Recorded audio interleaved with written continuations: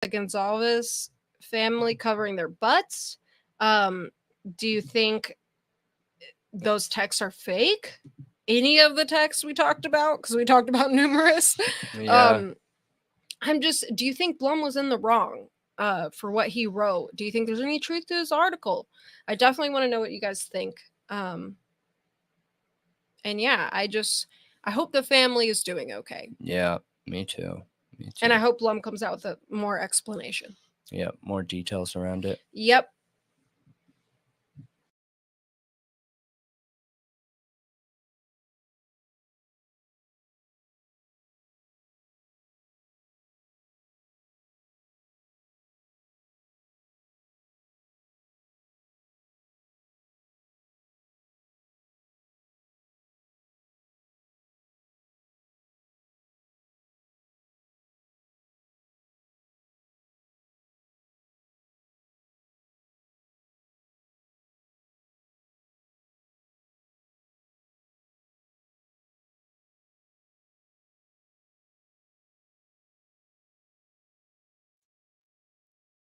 Hello, everybody.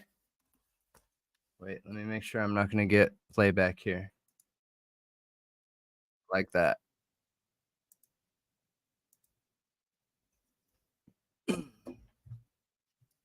Dude. The Rex Heuermann press conference is nuts. Yeah. We'll get into it probably tomorrow. There's a lot going on with Idaho4 stuff too. Okay. Yeah. So, but the Rex Heuermann stuff is crazy. And it's exactly like we predicted. There's just no way that there's not additional bodies. Well, it doesn't. He's connected to all of the women on the beach. Yeah. He did all of them. Yeah. And yeah. Probably more. Yeah. I'm interested in hey Casey. What is that little blue thing? What little blue thing? Right here. I think it's an emoji. Oh, okay.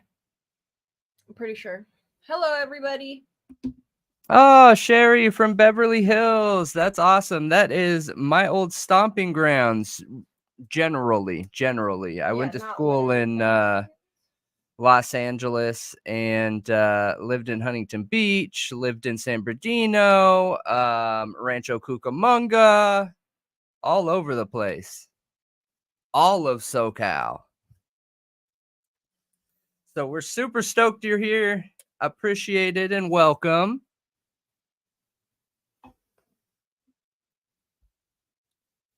All right.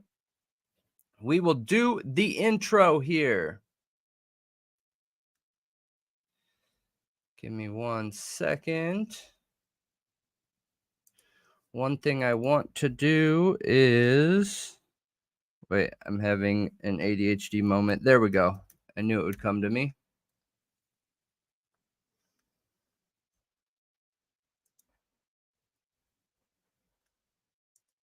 All right. Welcome, everybody. This is the True Crime Talk Show. My name is Brendan. And I'm Malia. Yes, and she is Malia. And why do you always do that? Because it's funny. And this is brought to you by Thought Riot Podcast. And this is the follow-up to the premiere that we just released. And we just talked about the Blum versus Gonsalves topic, which that came out last week. Of course, our recordings are about a week behind for our pre-recorded content. And for anybody that's new, if you view us live and our pre-recorded content, the trick is so you know, the screen, of course, it'll say True Crime Talk Show on there, but the background's different. So we will be in this background when we're live, and we will have the green grassy background because it's always greener on the other side for our pre-records. So welcome, everybody. and we have a ton to talk about with Idaho4 stuff. Yeah, and tomorrow we definitely have to get into Gilgo. Yeah. We have to.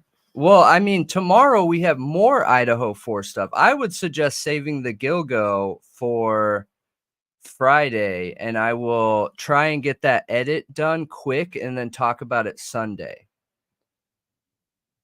That's what I would do. Okay. Personally, but we'll let you guys decide. You should put up a vote, see what they want. But yeah, we are on all podcast platforms, everybody. We have most of our involvement from our viewers on YouTube, but we have a ton of people that watch us on Spotify, on Apple, on, oh gosh, I don't even remember them all, Amazon, Google, podcast, or Podbox, I think, or Castbox. It's Castbox. I'll be right back. And so wherever you're watching, welcome. We appreciate all of you. And yeah, we love hopping on here and having a good time with everyone. We'll say hellos. Welcome, Ian, Michael, Amanda, Dara, Gatti, CH. Ian again, just as a reminder, he's the prisoner of the chat. CH, Casey, Annie, Sherry, and Sherry, a new viewer. That's super awesome. That's cool. You're from Beverly Hills too. I'm jealous of that weather. We're in Chicago now, and you don't get used to cold weather once you grow up in Southern California. So, but there's benefits out here too, you know. Amanda, did I miss anybody? I'm probably the worst person. To LA, Elvis, Kim, peace, love, Madison. All right. So I feel like we have talked quite a bit about the Blum stuff. We can do a brief rundown of some of the theories and topics around it, though. Because Ian brought up a couple good ones. We do get seasons, but that's okay. I would trade all the seasons for the nice weather. But so Ian brought up a couple of good points with the Blum articles. Now, there's a lot of people out there that despise him now, and I think that's a very important point to look at when we're talking about and thinking about this topic. Now that I've had time to chew on it for about a week and really figure out how I feel about it, I'm way over the top optimistic. Hey, Debbie, I don't think I said your name. Welcome.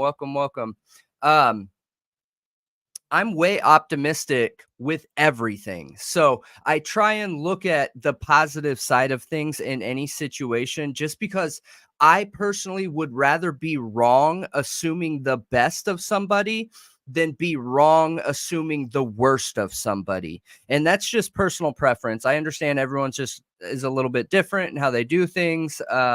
But I would like to assume that Blum had the best intentions. Now, we will never know. We won't know it all. It just a few leading theories out there are, like Ian had brought up, that Steve was in on it, right? We've seen Steve say multiple times that, hey, you law enforcement need to do your job. Don't make me do your job. I think that cameras need to be in the courtroom. Don't take this away from the people who are bought in and care about this. You know, he's been advocating for his family and simultaneously advocating for the rest of the nation. And I personally feel like he sees the value in having all these people interested in this situation and feel how horrible this situation was. So I think one of the theories is that this could be Steve taking things into his own hands. I think that's a realistic possible theory. And that's one of those things we will never know. We just won't know.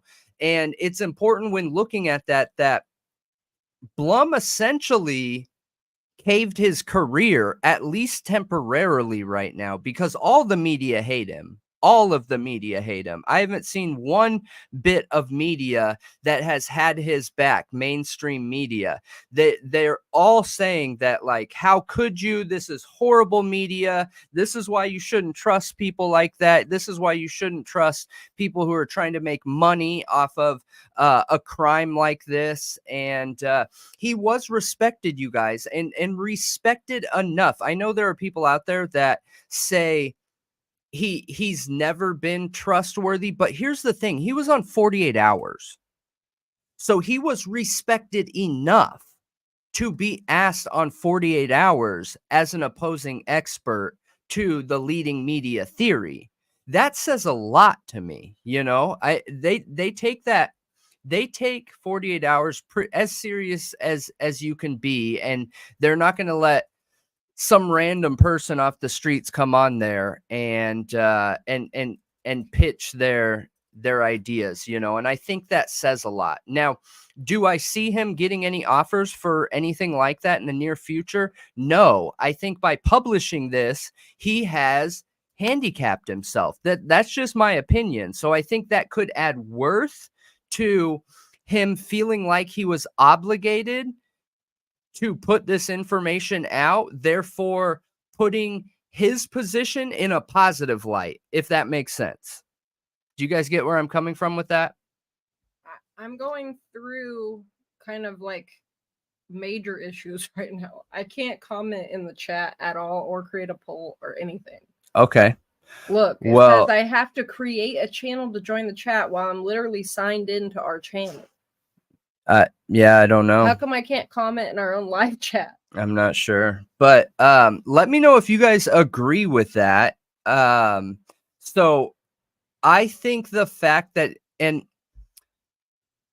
Blum's been doing this a long time. I personally don't think that he didn't look at the situation and expect this to happen. He knew he was going to piss off half of the population, right? There's a cut down the middle with people that feel like the police have done everything fair and Brian's a monster, and everything that the police needed to do had been done, and had been done with the public's best interest in mind. Then you have a cut down the middle in the other side that see major holes, think based off of his past, based off of other evidence with serial killers and mass killers, that he doesn't match that MO. So they feel like there's a possibility that there could be some shadiness going on here. Now, Blum knew he was going to piss off one of those sides by doing that. I don't know if he hopped into this realizing he was going to piss off everybody.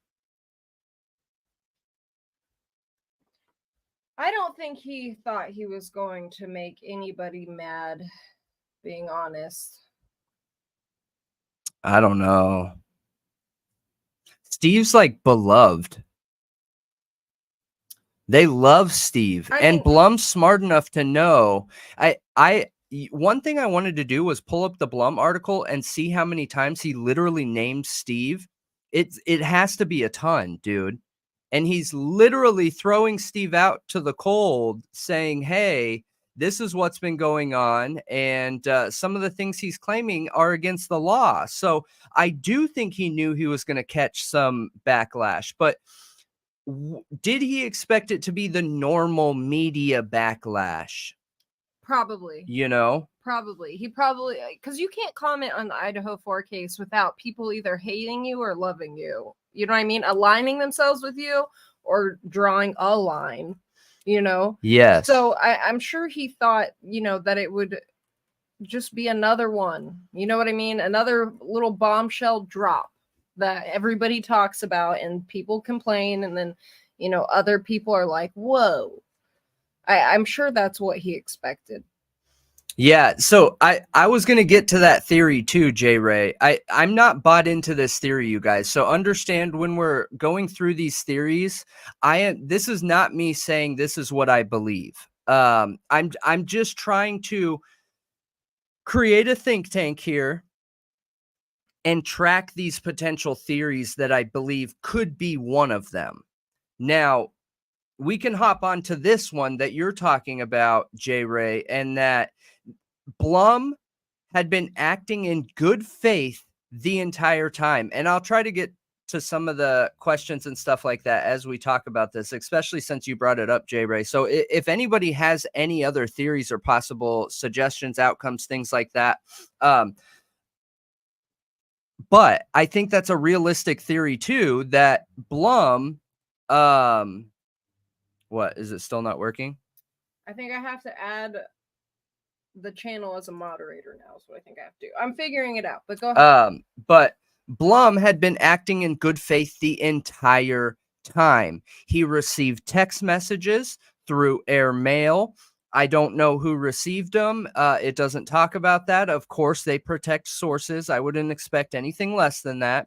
But they received these text messages, and Blum had believed that these were meant to come to him. He was allowed to talk about them. And that's why he said at the top of the article that, hey, I have not talked directly to Steve. This is where I got it from. I think that's a realistic possibility too. And I've seen a couple people in the chat here, like CH, saying that, and new documents did drop today, and we'll definitely get into those.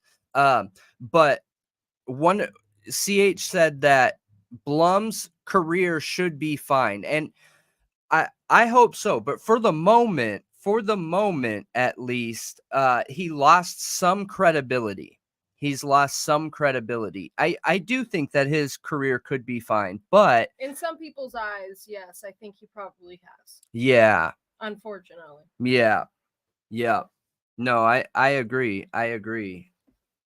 But let's be real here. Sometimes media is, like you're saying, a thorn in people's sides. They work more for the people and try and get that information out. So, yeah, cameras have not been ruled out yet, from my understanding, Elvis. I think we're still pending on a hearing by hearing basis, from my understanding.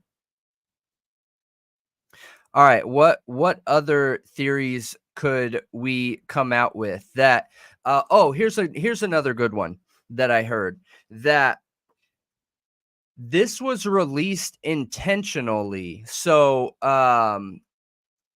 either a part of the justice system was involved in getting Blum these text messages, because it's creating a storyline that we might not be able to see yet, and see how it could help this situation in either proving Coburger's guilt or proving Coburger's innocence, or a way to try and force cameras to be allowed in the courtroom, because maybe there was certain evidence in there that the prosecution felt like could have been protected evidence, and now that it's out, there isn't that argument anymore to not have cameras in. Yeah, it is. I think the second 48 hours episode is geared towards the possibility of Brian Coburger not doing it. I absolutely think that too.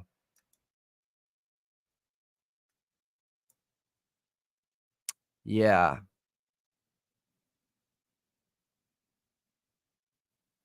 Hey, Rumsey. I saw your comment about the spider, J. Ray.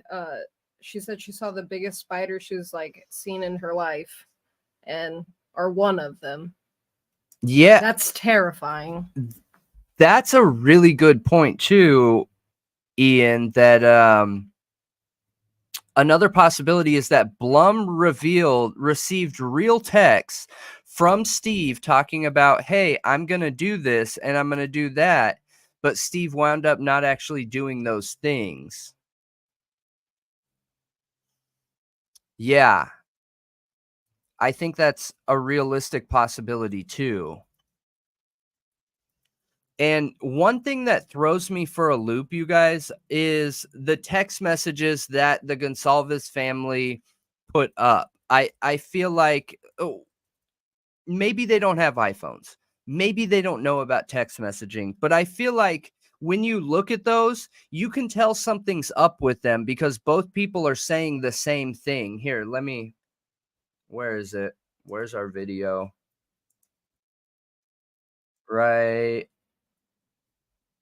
Are these the recreated? Oh, no. Here.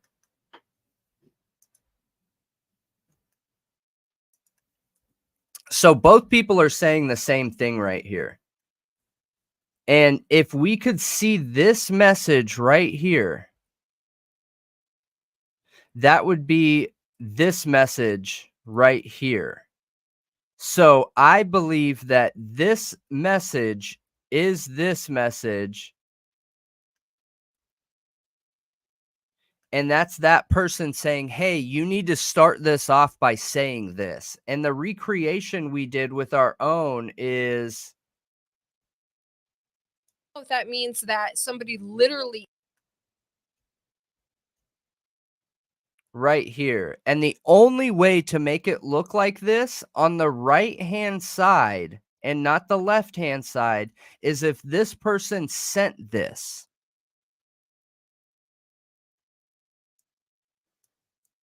So going back to this, the only way that this gets here is if this person sent it, not Macy May, whoever's receiving this, meaning they're both complicit in talking about setup messages here, fraudulent messages. the poll is up if you haven't seen it or you're not paying attention to the chat. Poll is up. Finally got it figured out. You know what's so dumb is it had me add another channel, like create another channel off of our channel. Like it's literally like one and the same. It doesn't make sense. I don't know. Or else it wouldn't let me comment from our account. And then after I did that and added it as a moderator, it started letting me comment from our account. Well, I have the True Crime Talk Show that I need to attach to it. I have that tag.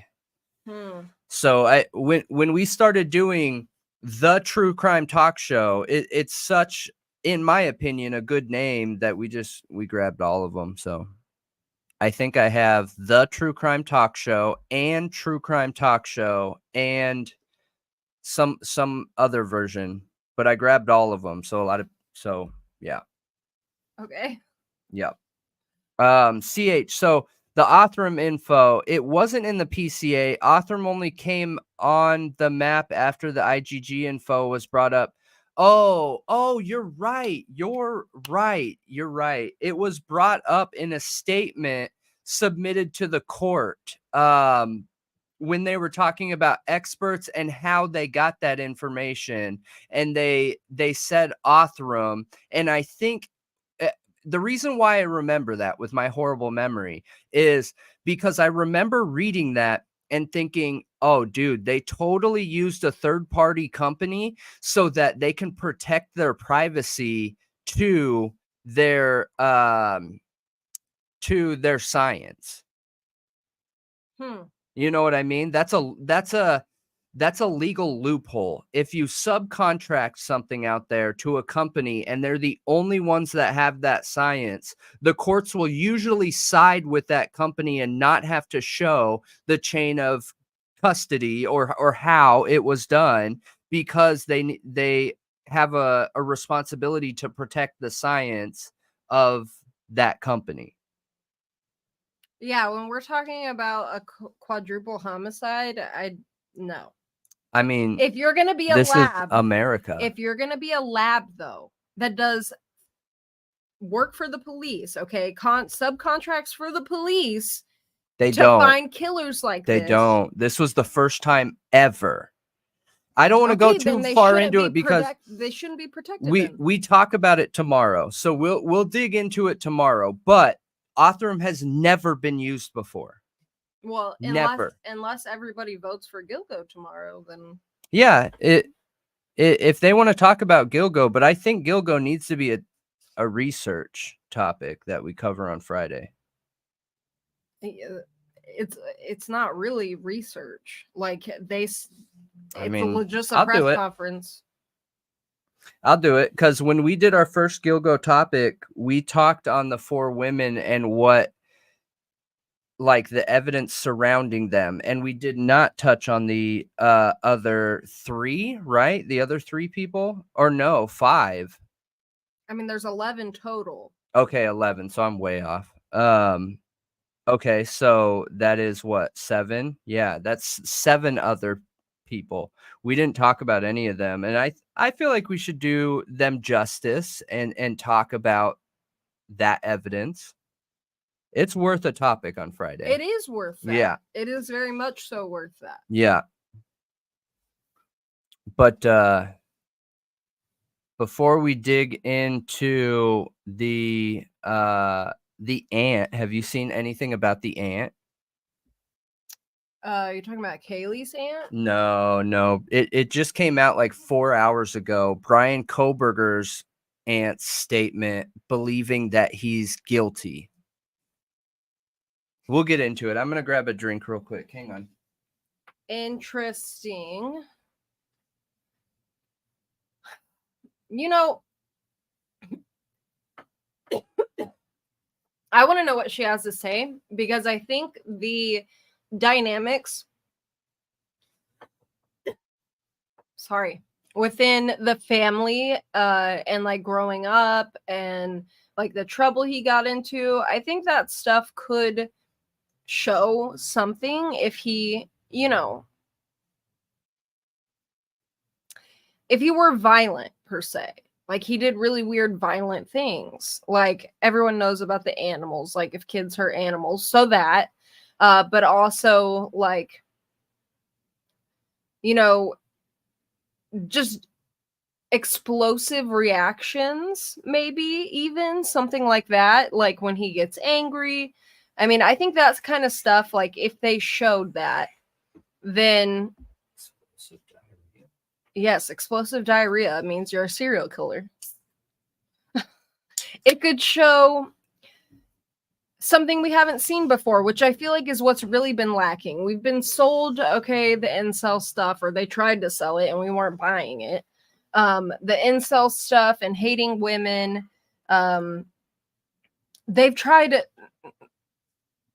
I mean, that's really the main one. Yeah. But they've tried, several tactics to make him out to be like this evil person, and none of it has made sense this far. So if she can provide some kind of insight into his childhood, then maybe I would start to lean that way. But if it's something else altogether, and it's just her saying, yeah, I think he's guilty and he was a drug addict, I'm gonna be like, okay. And he stole his sister's phone. Yeah, and every family had that person, and most of them were not serial killers. And here's the evidence to back that up of what she's talking about is you have Bundy, okay? This crime has been looked at in correlation to Bundy. Now we just covered Henry Rolling, and it is so similar to Henry Rolling. A large weapon. Henry Rolling literally used a K-bar. Who's Henry Rolling? What is that? Danny? Not the name? Danny Rolling. Yeah. Way off. Yeah. Hopefully everyone watched the video. Here, I'll just pull it up so they know what I'm talking about. But Henry Rolling used literally a K-bar. So a large, sharp-edged weapon right here, you guys. If you guys haven't watched this, you should watch it. A large, sharp-edged weapon, blitz style, and focused on women in the same age range of what the Idaho4 were. Now, there are some stark differences here, like the Gainesville Ripper or Danny Rolling. There was a major sexual element to that. We don't know if there was in the Idaho4 suspect. They couldn't find evidence of that, and we don't know if this has been a progression. We don't know if this was a one-time deal.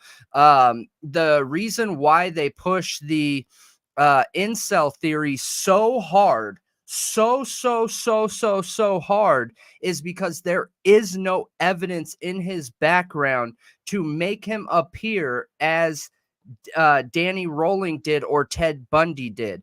all these repetitive serial list type killers had signs leading up to these crimes.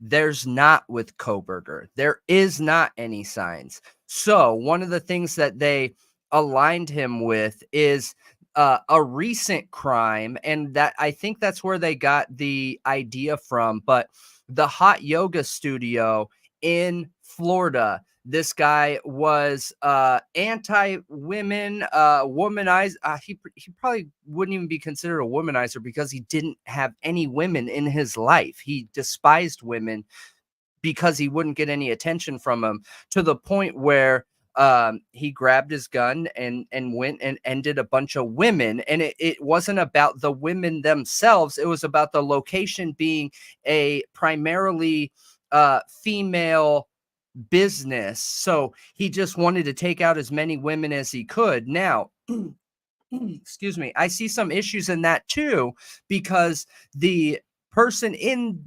1122 knew there were other people there. Yeah. So at the hot yoga studio, incel crime, confirmed incel based crime, he went until he was ended. So that didn't happen in 1122. You know what I mean?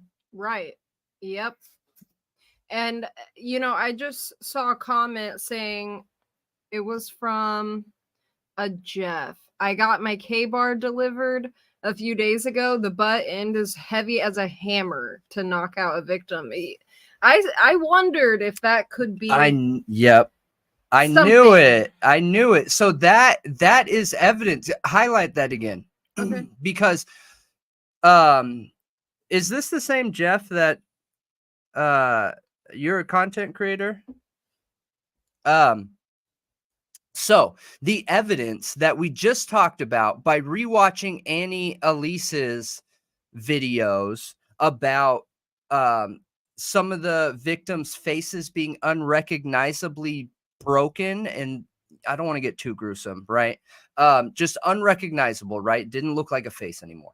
That is a great piece of evidence to have, because I sat here theorizing that maybe they had a secondary weapon, like a hammer in one hand and a knife in the other, or a gun in one hand and a knife in the other, and that's how they were able to control two people. Now, with confirmation that the back end of a K-bar is that heavy, you don't necessarily need that secondary weapon anymore to make that kind of damage. Well, that's what I was saying last night, and you're like, no, nope. And I was like, I don't know. Yeah, but there's no evidence, so I'm going to go where the evidence is. So it wasn't that I felt like you were wrong. There was just no evidence to back that up. Yeah, that's interesting. It's very interesting.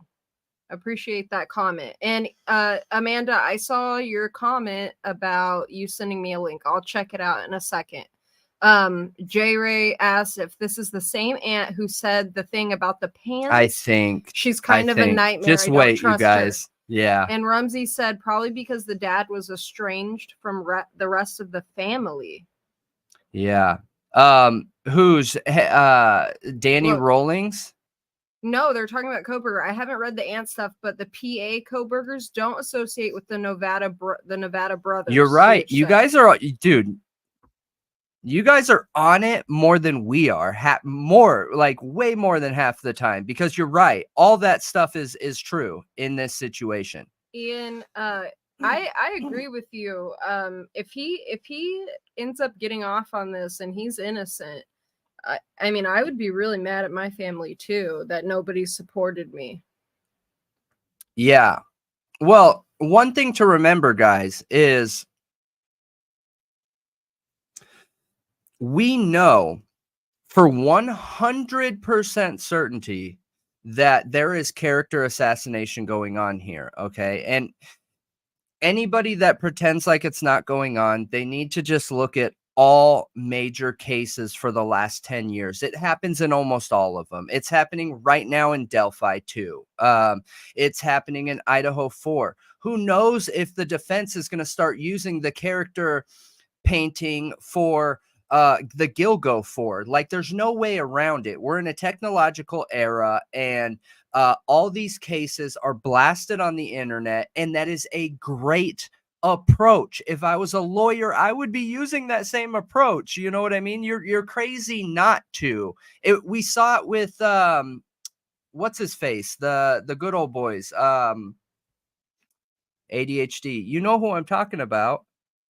The good old boys in South Carolina. Oh, the Murdaws. So we saw the character assassination and the defense trying to counter that with the Murdaws. Even it's literally in every single case, you guys, every single one. There's no way around it. So personally, if I was an attorney, I would just make sure that I'm the first one to start painting. You know? Yep. You have to. So the two brothers don't talk anymore. I didn't realize that. I had no idea. So, I see your question, CH, but I also saw up here, Michael said, I wonder if they have a list of criminals that BK was studying and if Rolling was on it. And I'm wondering that too. And if it wasn't BK, then was somebody inspired by this crime? Because he was inspired by Bundy. Yes.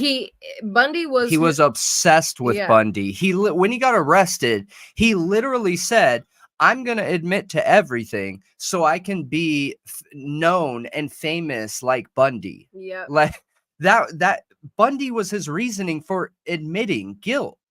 That's wild. It is. And CH, yes, when a case goes a little bit stale or stagnant, all kinds of salacious stuff comes out, especially one as high profile as this. Hey, Casey. Hey. And hey, Liz. So my question, how do you do the facial part as well as taking out 4 and 8 minutes, plus go up and down the stairs, get changed? I don't think it's possible. Personally, I don't know. Personally, I don't think it's possible, especially if this is a person's very first crime. Now, killing 4 people can be done in 8 minutes. Like, it definitely can be. Just with the narrative that we're being sold right now, with it being Coburger, the time frame, I just don't think that's very likely. Yeah, I don't think it's very likely, but I do think it's possible, you guys. So for people that hang on, Tom Van is a Marine that commented on my channel about the butt end of the knife. Marines trained, it can be a hammer. So you are a content creator, right, Jeff? I thought so. Your picture just looks familiar to me. I think he is a content creator. Okay, awesome. Well, welcome. I'm super stoked you're here, man. And thank you for that information. But going back to what I was saying. So I don't know the best way to say this. Have you guys ever seen anybody, like, there's a major disconnect between reality and violence and movie violence, where in movies we see people fighting with hammers and bars and these crazy, gnarly, heavy things where, like, it'll show someone, putting their arms up and blocking it and things like that. When most of those items, one hit with them will shatter a bone. Like, there is no blocking these things. You take one hammer to the face, if it's a for real hit and it doesn't just graze, your whole face is shattered. That's it. You're not taking a hammer blow to the face and your face not breaking into a million pieces. So I think it's possible to do it in that amount of time, dependent on how heavy that butt is. Yeah. You know what I mean? Yeah. It's all going to depend on how heavy the butt of that knife is. And maybe we should buy one just to be able to compare and contrast that and be able to show people how heavy it is. Use a scale and try and just weigh the butt, But I think that somebody could become unrecognizable with 1 or 2 hits, depending on where the hit happened. And you got to remember too that somebody in that situation, their adrenaline on a scale from 1 to 10 is going to be at a 12. So that increases the, what's it called? ADHD moment, the muscular, there's a scientific term for it where the adrenaline helps increase the blood flow and water to your muscles and makes you stronger than what you would normally be.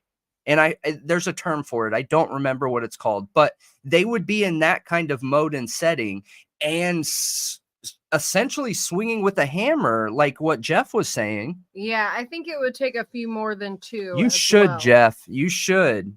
You really should. I would love to see that. Yeah, definitely do it. Yeah, for sure. Keep like start with something soft with like a cantaloupe or a watermelon and move up to something harder, because I think that would help people understand just how much damage that could do. We always joke around because I have a hammer up here from building the studio, but like a hammer like this, what is this? Is this 20 ounces? So this is a 20-ounce hammer. Dude, one hit and there would be no more face, you guys. No more. You can feel how heavy it is. You would have a face. You would be unrecognizable with one hit of this hammer. Absolutely. It depends on where you're hit, I think. I'm in the face. One good hit, like I said earlier, without a graze, like a dead on hit, right? Like would be something similar to the butt of a knife down, like this. Laying down and laying down or standing up. I don't think it matters. Like bone doesn't have any defenses against steel. Okay, put that hammer down. Who said the family was being threatened, and whose family, Violetta? Here's something interesting. Even ancestry for the Coburger family. Pennsylvania family doesn't appear, but the grandfather is Sir, it's no senior, and BK's dad is Junior. So anybody could make the link that JR exists. Yeah, could BK have dreamed of being a college professor in the future, teaching about the long unsolved Idaho murders? Wait, to be fair, you guys, like what I was just explaining, just because I think that it's possible doesn't mean that I think that it's likely. Right. Just because I think that it could be done, a well-trained person that has ended somebody's life before in this type of way before could do it, doesn't mean that it likely happened that way. J. Ray, isn't lactic acid what builds up in your muscles that makes them sore? Like when you're exerting yourself, I believe it builds up in your muscles, and then it might actually be called something else, but I thought it builds up. I think lactic acid happens after. It's after, so it's an after reaction. Yeah, and it's I'm pretty sure. I can't remember. I'm pretty sure the adrenaline increases your blood flow. The blood flow increases the oxygen, which increases the water to your muscles, and water to your muscles increases the mass and the amount of tearing that can happen, which can increase your overall strength. I think that I am not an expert in that area, you guys. That's just me trying to remember what I read at one time, because I was super interested in how what's that drug? In California, everybody smoked it. They would walk around on the street and talk to walls, and they were super angel dust and that other one, PCP, mixed with angel dust. But so on angel dust, it overrides that same thing that that your adrenaline can override, except dust makes it even more so. And you guys can look up videos of somebody on dust literally fighting 10 officers and throwing them off like they're 50-pound bags of concrete. It is insane. I've seen some crazy videos on PCP and Angel Dust and things people have done. Yes. Crazy things. Because like it overrides that. Literally jumping off of buildings and landing on their feet. Yes. Like, what? Well, we covered that one Hollywood actor that was having a mental break, and the same thing that dust overrides that I'm talking about to make you stronger, a psychotic break will do the same thing. Johnny Lewis. Yes, Johnny Lewis. And this dude literally jumped over a 12-foot fence in a leap. Well, and then he jumped off a house and did die. But yeah, but it doesn't change the fact that all he did was grab the top of the fence and boom, 12 feet. Yeah, that's insane. Violetta, I'm not surprised by that his family would be threatened. I'm curious where it came from, but I'm not surprised because there's crappy people out there. Yeah. Like, just leave them alone, man. Yes, you guys, everyone found the word for me. Thank you. So many. Imagine if somebody just hopped in the chat and literally every one of our members is like PCP. Like super powered. Yes, like a superhuman. Exactly. Yeah, it's literally superhuman strength, you guys. And I think there's an actual calculation out there where it says that it can increase your muscle strength by like 30 to 40% or something like that. Hysterical strength is what you're talking about, Brendan, where you have super strength and improved vision, etc. with adrenaline rush. Yes, absolutely. Absolutely. And that's probably the scientific term for it. I just am awful with names. I did like his video on that. I actually watched it earlier. AR Hayes' video on emotions of a violent crime. Yeah. Yeah, like parkour. Just a little more extreme. All right, let's get into this. There's a big difference though, and I haven't watched any of AR Hayes' content, so I hope I'm not like contradicting or anything like that. But there's a big difference between a normal person doing a violent crime.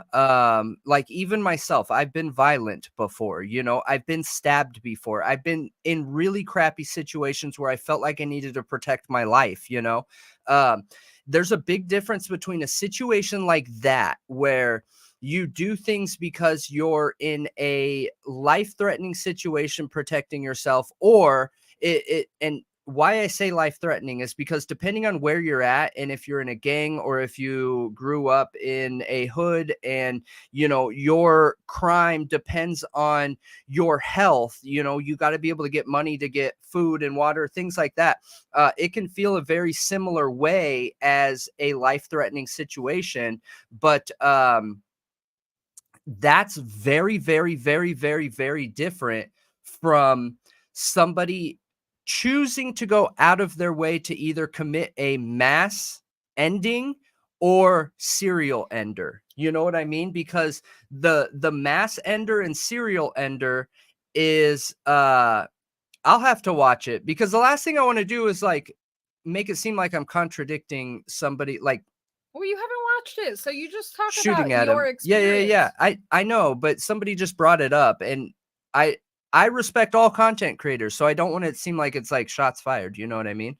But that's very different from a mass ender and a serial ender, and it's the psychology behind it. You know what I mean? Yeah. Could a criminal, a skilled criminal or military person go in there and do this type of crime? Absolutely, dude. Military people do it all the time. Military guys are some of the most deadly people on this earth. They compartmentalize it too. Well, and they're also not the ones making the choice. Right. And that is very different. When you're not making the choice, it is your duty, and you are just, you know, essentially a protector of the people, versus going out of your way and making this choice and choosing to end people. And I think people that can commit mass crimes, mass endings, and serial endings don't feel the same way. So that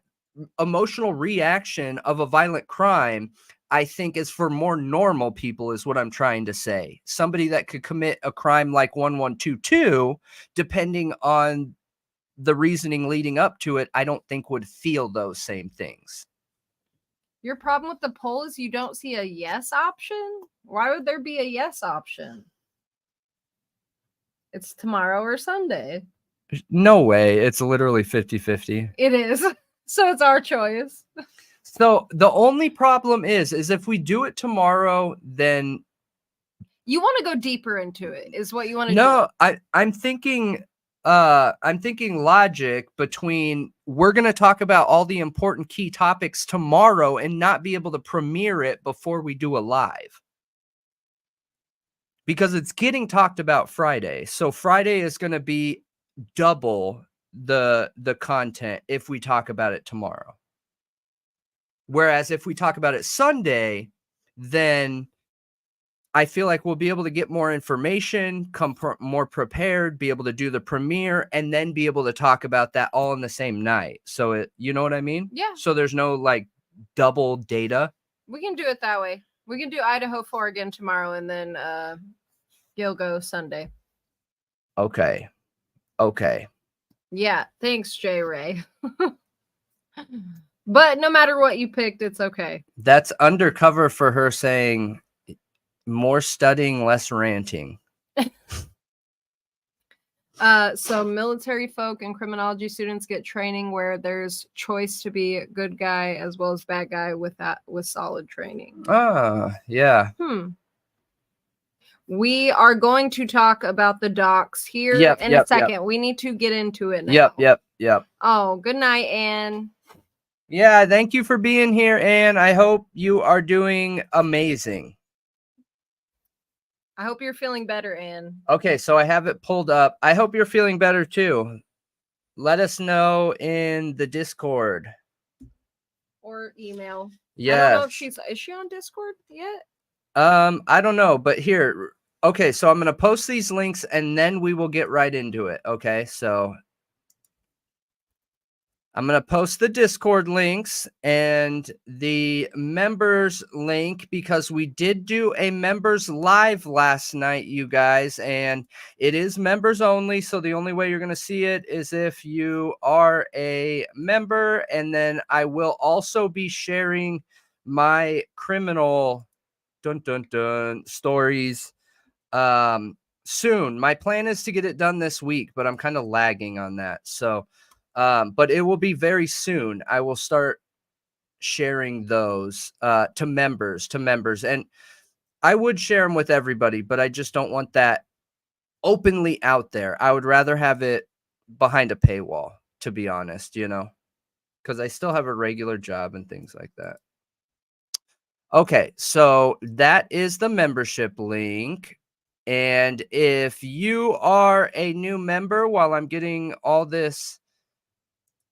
this other link here, we're super stoked to have you. I know we had like 8 new members join between today and yesterday, and we appreciate that. And we love the Thought Riot community. Everyone's amazing here and speaks up for everyone and has everybody's back. And it's just more than I could have ever thought it would be. Yeah. Yeah. Discord's super fun. Discord's fun. Yep. Don't forget about the new investigations tab, you guys, for like sources and any leads you guys have. You can post them in there. And I kind of created that. It's a forum, really. It's a tab that's not just like the endless text. It's a forum. And then you can comment under them. I think it's helpful for information, not just getting lost in the feed, And there is Twitter too, just because most people say they can't find our Twitter, and then we will get into the Coburger. We don't have very many followers on Twitter, I think, because the handle's different. Yeah. And yeah, CH of course. Don't worry about it. If you can't be a member, we don't have any gripes with that. And okay. No, yeah. And I also saw your message about sending an email. We will keep an eye out. CH, turn on your gift receiving, because there's a lot of people in the community that gift memberships, and a lot of people have been able to test it out and try it in that way. We also want to start giving some out here and there too. Okay, so what should we do? Video first? Yeah, we'll be giving them out too. Should we do video first or article first? Oh, shoot. Did I close the article? Okay, I guess we'll start with video first. Yeah, let's do that. Yeah, right, so Rumsey, yes, I think it could cause that too, actually. I don't know if it's to the extent that angel dust would, but I do think amphetamines could cause something similar, especially if you go into like psychosis and you have some adrenaline rush. Which, I mean, it is kind of an adrenaline rush in itself, but yes, it is. Okay, so here we go. So I guess we'll do the video first here, you guys. Brand new details were just released that gives us insight into quadruple murder suspect Brian Coburger. Coburger's alleged aunt is breaking her silence on the horrifying case out of Idaho and revealing more details about what may have led up to the tragic killings. The aunt, who remained anonymous, spoke to the U.S. Sun and said she struggles to watch the news as detectives reveal facts from the early morning hours of November 13, 2022. Prosecutors say Coburger fatally stabbed 4 University of Idaho students, Xana Kernodle, Ethan Chapin, Madison Mogan, and Kaylee Gonzalez inside their off-campus apartment in Moscow, Idaho. The medical examiner said based on their wounds, they were attacked in their sleep. Coburger wasn't arrested for weeks, but investigators eventually tracked him down over the holidays to his parents' home in Pennsylvania, thousands of miles away from the crime scene. The case and the major arrest made national headlines, and Coburger was extradited back to Idaho. Few details about the case have been released due to a gag order in effect that prevents attorneys, law enforcement, and others associated with the case from talking about it. Now, Coburger's alleged aunt is speaking out, saying she was at a loss of words when she heard about what her nephew was accused of, and said she isn't ruling out that he is responsible for the tragic murders. His aunt explained to The Sun there had been a lot of drama in the family around the time of the murders, which couldn't be elaborated on for legal reasons. She says even before Coburger's arrest, she had not spoken to his parents, but said their worlds were turned upside down. When Coburger was younger, his aunt says he and his family would fly out to Vegas, where she had been living. She said, I want to break it up just so we don't get... How are you feeling about it so far? so she didn't say she thinks he's guilty. She said that she couldn't rule it out. Yeah, but the article clearly says she thinks he's guilty. Okay. And what she says, she doesn't say, hey, I think he's guilty. She says, hey, I believe he's going to be convicted of it. So a weird lack of commitment statement, in my opinion. But yeah, I don't know. It's strange, and it makes me feel like there was some kind of buy-in there. Again, I do think that I always look at it from the prosecution standpoint or the defense's standpoint. If I was the prosecution, would I think that a family member, right? What's interesting here is they're not close. They don't talk. They don't have anything to do with this family that they're using. But this family member comes out and says, hey, I think he's guilty. That is an incredible character assassination detail. Like that's hashtag winning all day. If your job is to character assassinate. It is strange to wait 10 months to say that. Like, why wait all this time? It was the right time. when he was younger, the eventual murder suspect was shy and humble, but also described him as a troubled teenager. She claims he suffered from depressive episodes, and while she was told he was on medication, she wasn't sure what he was prescribed by doctors. The alleged aunt also revealed she suspected Coburger was taking drugs as a teen after falling into the wrong crowd. Remember, as you're listening to this, they do not associate with each other. So she didn't know him growing up? Oh. No. Okay. She claimed it was no big secret he was allegedly into the drug scene, but says she was Wait. His aunt says it was no big secret he was into the drug scene, and she was concerned he was also doing cocaine, mushrooms, drinking hard liquor, and popping pills. Actually, based on everything that we found, he was doing H. Yeah. He was doing H. Heron. Concerned he was taking the drugs to deal with mental health issues. I'm actually less concerned with these. H is so much worse. Coburger's alleged aunt also disclosed to The Sun she had hoped he would clean up his act as he began to have an interest in criminology, a similar pathway for other family members who also studied forensics. And he did. Coburger eventually became a PhD candidate at Washington State University, a less than half an hour drive from the crime scene in Moscow, Idaho. Coburger's aunt says she hadn't seen her nephew in more than 5 years before his arrest. Coburger's parents and 2 sisters have reportedly shown support for the murder suspect and believe he is innocent. However, his sisters were fired from their jobs earlier this year over their relationship with the alleged killer. Coburger's alleged aunt thinks... Did you see all those cuts on his face? Yeah. You know what those are, right? From a razor in jail.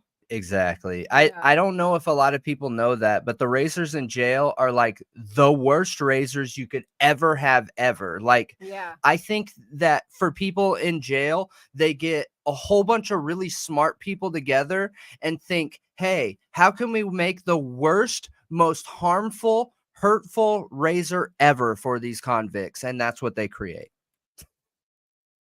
Her nephew will be found guilty when the case eventually goes to trial, although he has maintained his innocence and is reportedly confident he will be exonerated. Coburger's trial was initially set to begin in October, but it got pushed back when Coburger waived his right to a speedy trial. Does she have her septum pierced? Wait, CH said back. Can you back up, Brendan? They said alleged aunt? Question.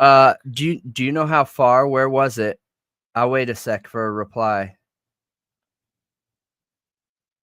So they don't know for sure if it's his aunt? I Or don't they know. just reporting on the Sun article. Here, And that's it. I'll go back to 2 just to be safe. To clean up his act as he began to have an interest in criminology, a similar pathway for other family members who also studied forensics. And he did. Coburger eventually became a PhD candidate at Washington State University, a less than half an hour drive from the crime scene in Moscow, Idaho. Coburger's aunt says she hadn't seen her nephew in more than 5 years before his arrest. Coburger's parents and 2 sisters have reportedly shown support for the murder suspect and believe he is innocent. However, his sisters were fired from their jobs earlier. Okay, back further. Okay. So let's go 130. Tell me quick if you can. Vegas, where she had been living. She said when he was younger, the eventual murder suspect was shy and humble, but also described him as a troubled teenager. She claims he suffered from depressive episodes, and while she was told he was on medication, she wasn't sure what he was prescribed. You know what's funny is they said longer than 5 years. What, 20? A little further back from this? 30 seconds back. Okay. Let's go to 1 minute. All right, everyone. Look for alleged aunt. The case from talking about it. Now, Coburger's alleged aunt is speaking out, saying she was at a Oh. loss of... There you go. Gosh, J. Ray. That's a good call. Good call, you guys. Hey, write this down, because if I want to clip this for a talking point, if you don't mind. Thank you. You can always go back and watch the stream. Yeah, Okay. but that's so much harder. I would rather... Here. Actually, I'll just do it this way. All the saved files are on here anyway.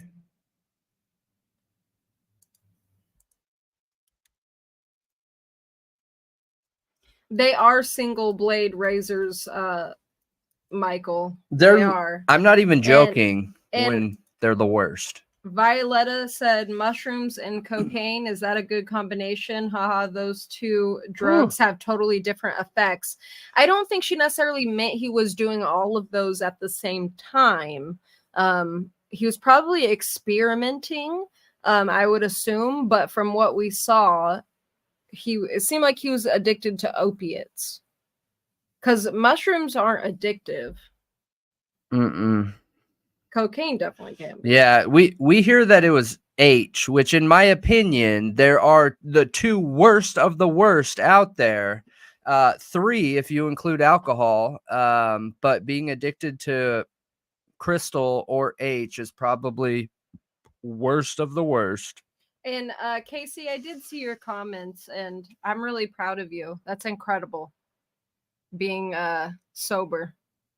With the case. Wait, who? Casey was Oh, just yeah. talking about her experience, with addiction. Yeah. Talking H about users it. do really prefer H, but I have also known tons of like trash can junkies, okay, where they do anything but still use H as like their basic thing, because you have to be able to function. Once you're addicted to it, you can't just stop. Not use it. Yeah. Yeah. So then they things get added on, and Yep. pretty much any drug addict Speedballs. loves trying hallucinogens. Like that's an extra fun thing to try. Yeah. Yeah.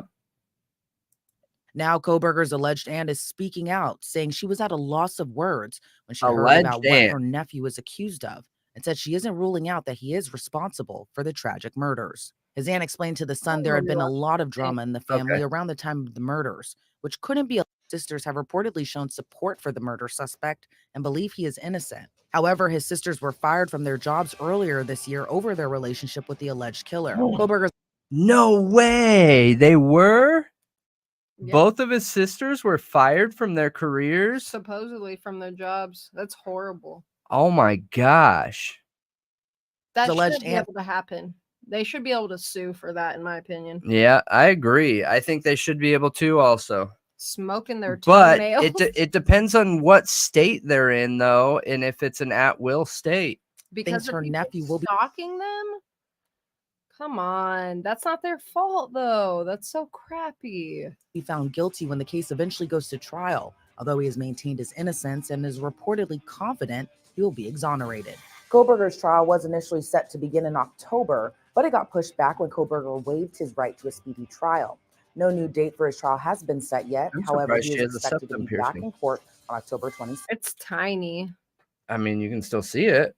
I Yeah. saw it. That's awesome, though. That's cool that they let her have that.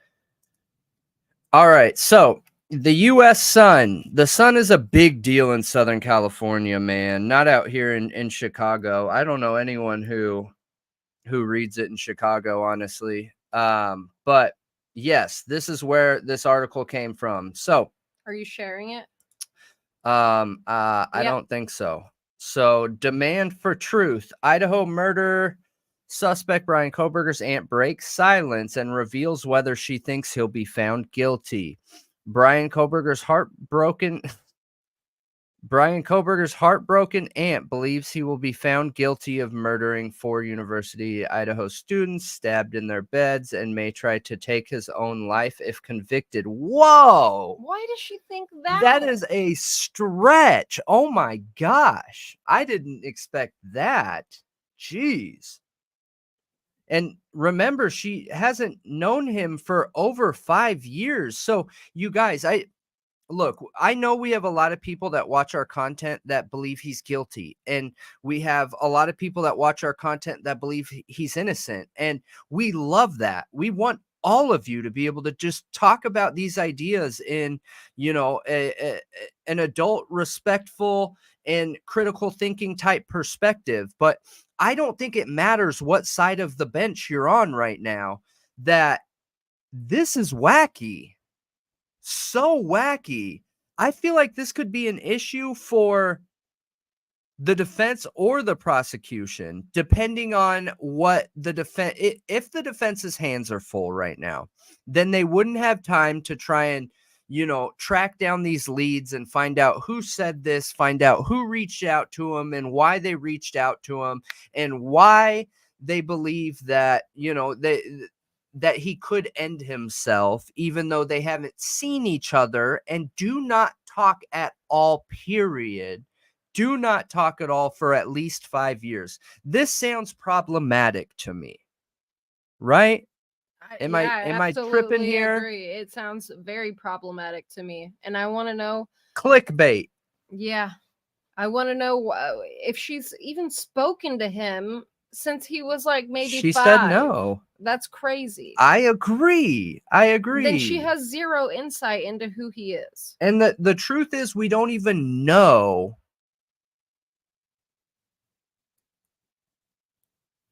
Oh gosh, I don't know about that, Mike. I think there never mind. So physically, you're right. I think there's more to it mentally though. Yeah. But for the safety aspects, totally 100%. H is actually one of the safest for your physical health to get off of. You just hate everything, but you're not going to die. Like alcohol and benzos will kill you. Yeah.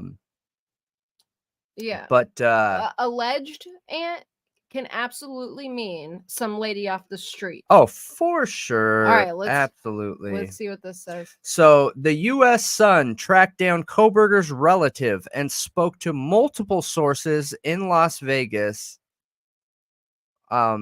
Okay, where the majority of Coburger's family on his father Michael's side now reside. Okay, I'm kind of curious why multiple sources matter when they track down the aunt who's making a statement, but okay. They migrated over to California and then Nevada from the East Coast many years ago, while Michael, his wife Marion, and the 3 children remained in Pennsylvania.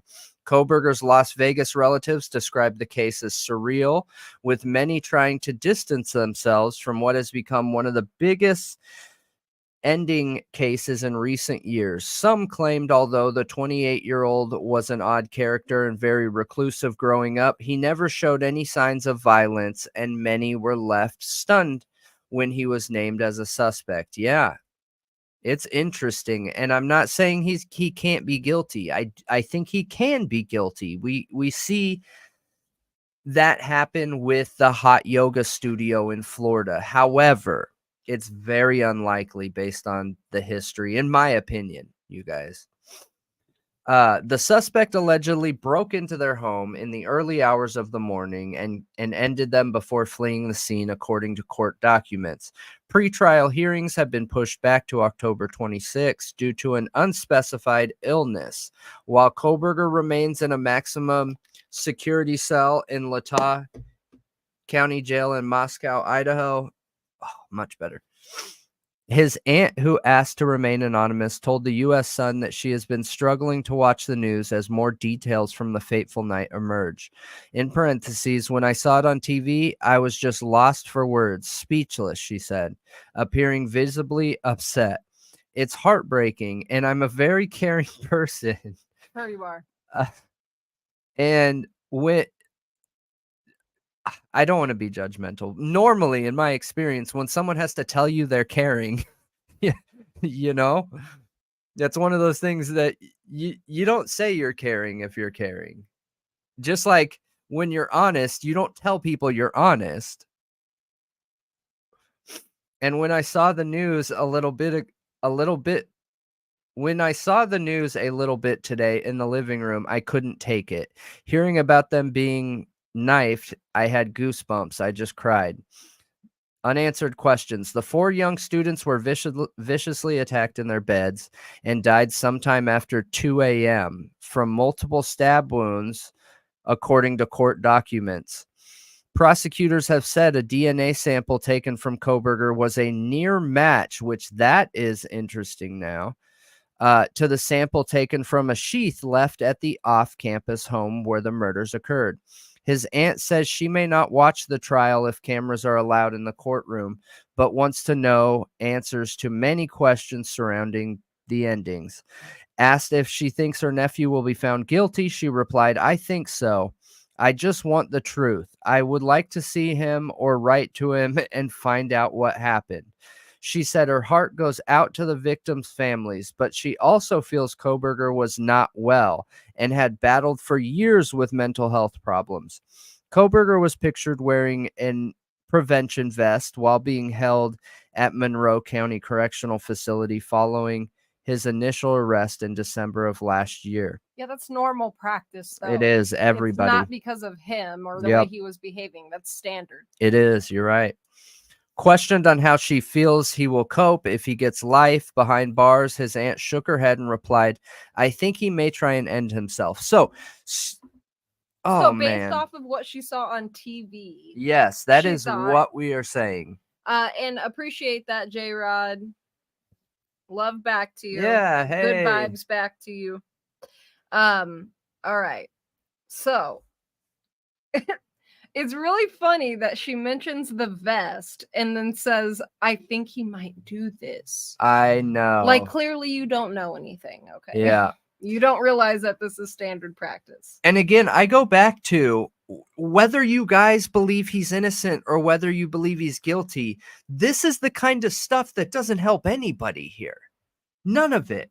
I think that one look at anything that could be potentially said here, trying to make some kind of connections and potentially be brought in the courtroom, which I don't think it would be. But if it did, it would be ripped apart. It would be ripped to shreds. It would be thrown on the ground, stomped on, driven over, and whoever brought it up would be made to look like a fool. You know, this is somebody, in my opinion, that's just looking for attention. Yeah. In my humble opinion. I think she is looking for attention as well. And Yeah. we will get to your comments here in a minute after we get through the article. Yep. I'll read quicker. Yeah. Coburger has always maintained his innocence, and sources previously told News Nation that the former criminology student remains confident he's going to be exonerated. When charges were read out in court, his attorney said, Your Honor, we are standing silent, and the judge then entered not guilty pleas on Coburger's behalf, which often occurs in criminal cases. Actually, that's not true. It rarely ever happens in criminal cases. And I suggest try looking for them. It's only happened in high profile cases in the last 30 years. I think it's only happened like 6 times or something like that. In high profile cases. Obviously, I don't know every case out there, but odd behavior. He is likely to do the same and plead the 5th at trial, which is expected to last up to 6 weeks. Due to a wide-ranging gag order, few details have emerged about the Grizzly case, and police have not released a potential motive. His aunt explained that there had been a lot of drama in the family, which cannot be revealed for legal reasons, even before her nephew's arrest, and she has not spoken to his parents. So, wait. Which cannot be revealed for legal reasons. What does family drama have to do with the case? What? So are they planning on bringing this person in court? Because the gag order, that's super interesting. The gag order only pertains to people that could potentially be brought into court. Suing her Yeah. for talking. That's why she wanted to remain anonymous for this article, but in the past she didn't remain anonymous. Oh, she's talked before. I forgot about that. Do you think there's an open case right now? Right now from her talking before? Maybe. And then she goes out and does this again? Maybe they served Oh my her. gosh. Maybe this is a dig at the family. Like, look, I'm going to go out and say I think he's guilty because you guys are suing me. Interesting. It's spiteful. I wonder if any of our mega document sleuths out there could find something. I wonder where this would be filed. So if it's coming from Coburger's family, then it would be filed through a circuit in Pennsylvania. Yeah. I would think so. That's interesting. Yeah, obviously there's some issues between the family prior to Brian's, arrest. So, yeah. I'm just curious if it's between the family or is this person being called in as a witness? How? I think it would be a problem if they did, because as soon as you start going after character, you're opening doors that normally the prosecution or the defense don't want to go there. You're opening up a door, having somebody come in the court and say, Oh yeah, let me tell you about how they were 5+ years ago, before he even graduated high school, before all this major drama we had in our family, and I can be proven that I have ill will towards the Pennsylvania family. You know what I mean? Like how easily that would be discounted and thrown to the curb. Mhm. So I would think this has to be private, a private suit. Yeah, I would think so. But she has been told they are devastated and their world's turned upside down. And she was initially advised by other relatives to stay silent about her nephew. They are Christians, very religious, she added. What does that have to do with anything? Having flown her nephew and his family over to Las Vegas on a handful of occasions when he was younger, she described him as shy and a troubled teenager. Okay. Okay. Wait, who's very religious? Coburger's, like Brian's family? That's what she's claiming, that they're very religious and that he was a troubled teenager. I just have such I just have such a hard time with this because I'll use this as an example. Where is it? So this video here, actually I'll use this one. So this video here, we had a lot of people respond to the cell tower video. And I think I've told most of you this before, but we had a lot of people respond saying like, oh, that's not how it works. That's not how it works, without giving any details whatsoever. And in Coburger's case, we have the PCA, we have his background, we have all these things that give at least a rough picture, right? I would assume that the general public has about as much of a picture of who he was as that family member does, since they're 5+ years removed from each other. You know what I mean? So if you're going to come out like in this video, okay, if you're going to come out and claim that this video is wrong, the only way to refute provable evidence is to bring provable expert evidence to refute that. So the only way that her statement has anything worth in it, she would have to bring evidence of a troubled teenager. She would have to bring evidence of him being disconnected. She would have to bring evidence of, you feel where I'm going with that? Yeah, she would have to show some kind of track record with that. Yeah, I just feel like it makes the whole situation muddy and makes her look like an not so wise on the situation. You know what I mean? JLR sold the story to the Daily Sun. He announced yesterday on one of his many videos he has been talking to Brian's aunt. Yeah, I mean, you know, actually, I think I saw that. I believe I saw that he did announce that. I'm pretty sure I did. It makes sense. So this is not shots fired, you guys. We love all creators here, literally all of them, and we would never get into drama. But JLR does phenomenal boots on the ground content. One area I feel like he could just be a little bit better in is interviewing. By habit, because he's a content creator, I see him taking the lead when you're in an interview, which is very similar to a sales process.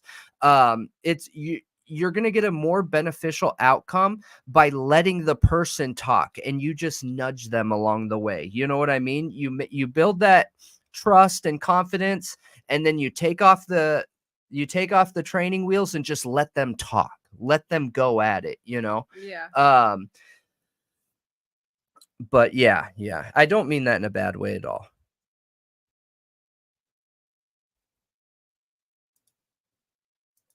Okay, so you got to share it. She claims she was aware of him suffering depressive episodes and was told he was on medication.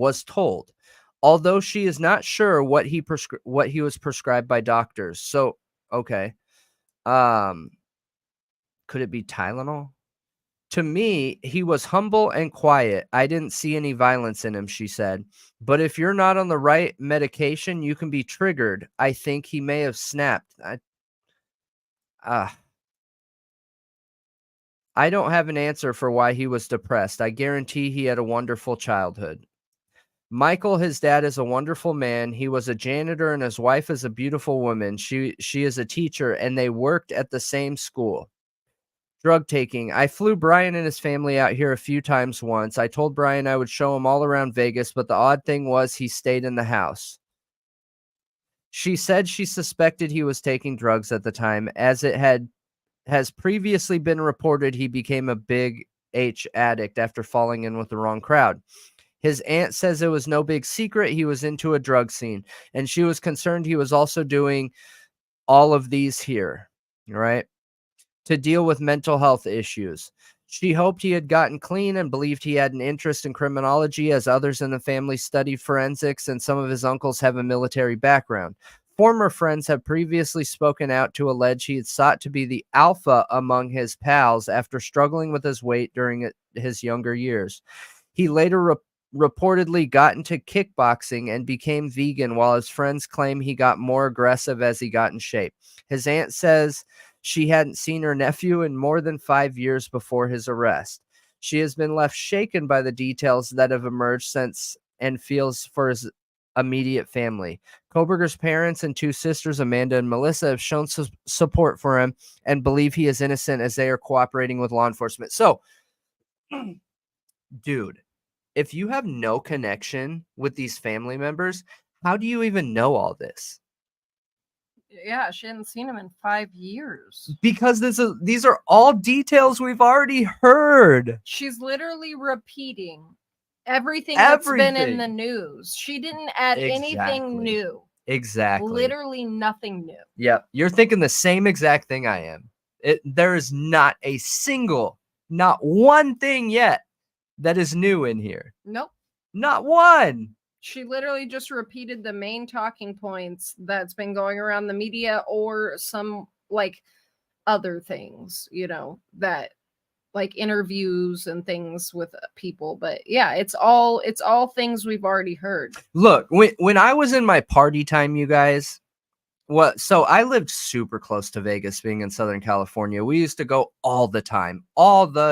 We'd go to Lake Mead on boats in Vegas, and that was just a normal thing for me. So, but if I was going to Vegas and it wasn't a normal thing, even if you're partying and a drug addict, the number one thing I would want to do at age 15 or older is like, yeah, let's go. Take me to the strip, dude. Even if you're using, because you know what goes on the strip.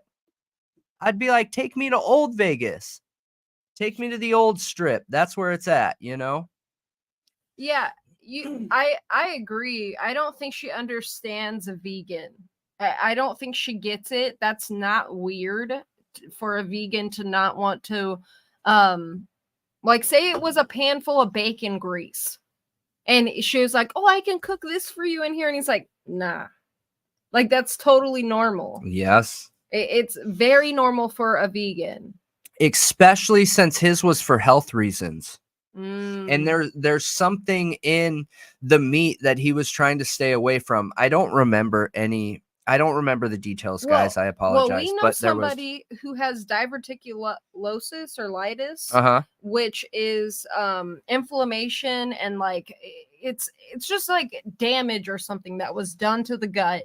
And their doctors believe it's from chicken. And the antibiotics and like other things that they put in chickens, like just regular, like, factory farmed or what is it called? It's just conventional farming, like corporate farming, not organic. So every time she eats regular chicken, she has horrible issues, but when she eats organic, she's totally fine. So it could be going vegan for something like that. And if you eat anything that has touched that, you could have some kind of issues. You know what I mean? Yeah, like I think it is. I've seen it is all I'm saying. that there are reasons he would not want that to happen, and she just doesn't get it.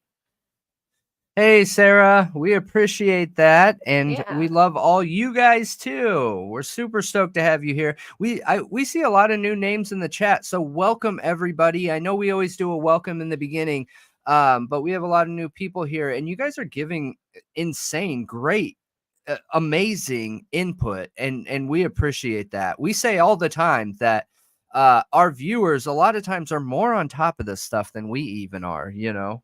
So thank you all, and welcome everybody. It was an odd case, CH. It was an odd case of it.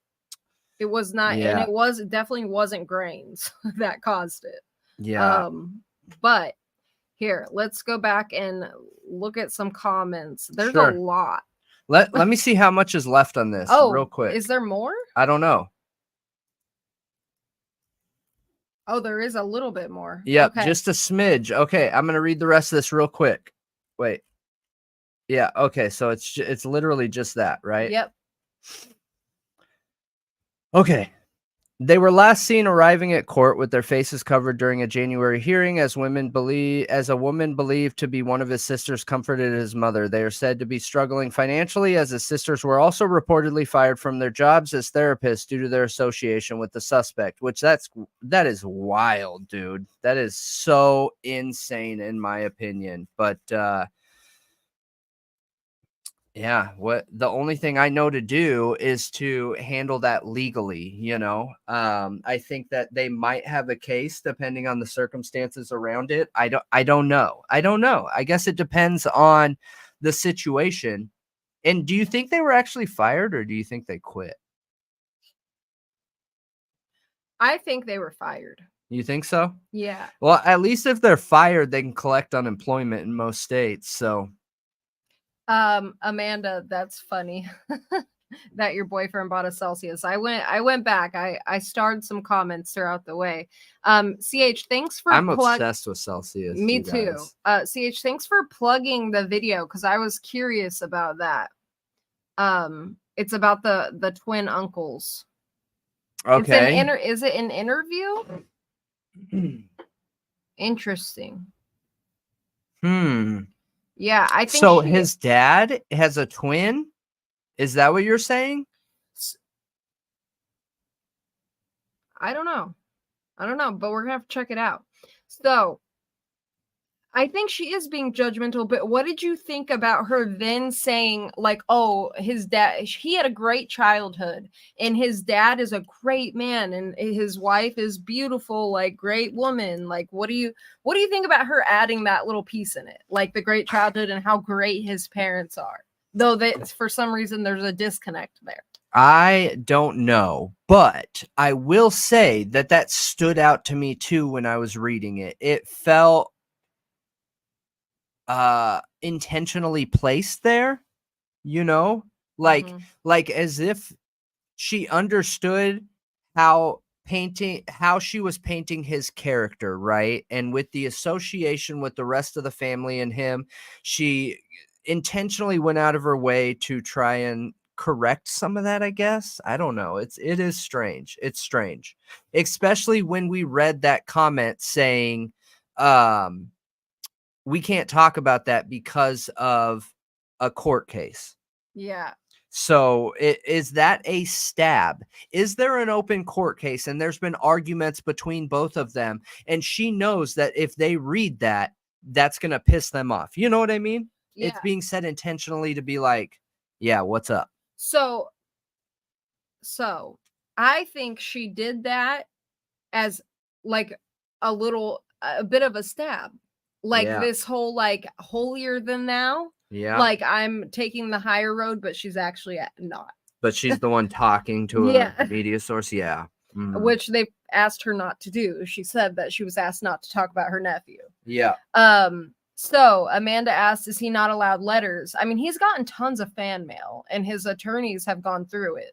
Yeah. So I'm sure he is allowed letters, but he probably doesn't respond to hardly any. Yeah.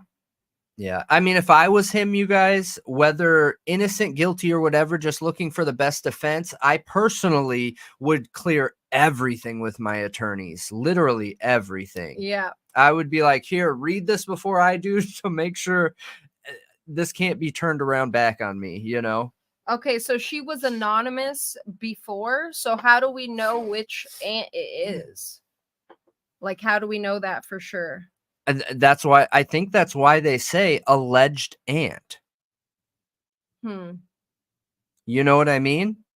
Yeah. But I mean, legally, there's probably reasoning for saying it in that way specifically, because there are multiple times where they say Coburger's aunt, his aunt, not his alleged aunt every time. They say alleged aunt one time, and the rest of the time it is his aunt. So Right. does that one single claim of saying alleged make them not liable if they were to get sued? Right. I think that is the case. And yeah, Amanda, let us know what you find on your Pacer account. If you find any court like lawsuits or anything like that. Oh, DeSales is a Christian college? I didn't know that. I didn't know that either. That's good to know. Because when I looked up his school background, I forget which one of our videos we were covering it on. But he did he did his full bachelor's at DeSales, I think. I think. I don't remember which degree, but I think it was bachelor's. And then he did an after graduate program at DeSales also. I do remember. It's when we were looking into his car.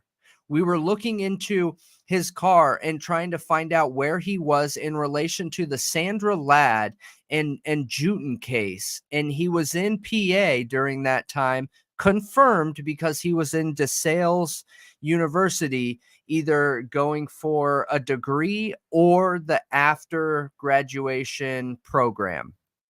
That's where I got it from. So JLR has doc filed with this case for permission to film like the trial. He could film the trial. That's awesome. That's it. Like, whoa. Yeah, that's awesome, man. I think JLR's boots on the ground coverage is sweet. Yeah. We cover him quite a bit because he's out there giving footage that nobody else has. Yeah. Yeah, I definitely watch him for the boots on the ground. Like when he's like I don't know, it makes me laugh though too, because he's funny. He's kind of funny. He's funny, yeah. So yeah, so I don't know the whole depression, but he had a wonderful childhood. I definitely think she definitely doesn't get it, because she's saying, I don't know why you would be depressed. Like, he had a great childhood. Yeah, if this is being genuine, right? Well, he became a drug addict, so clearly he did have some mental health issues.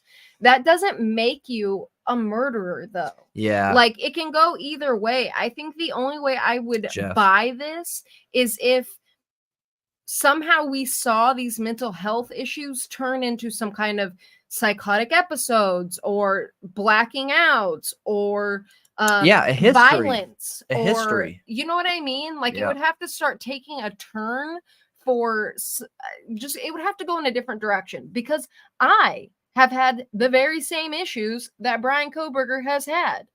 Now, I wouldn't say I had a perfect childhood, but it was acceptable. Right. You know what I mean?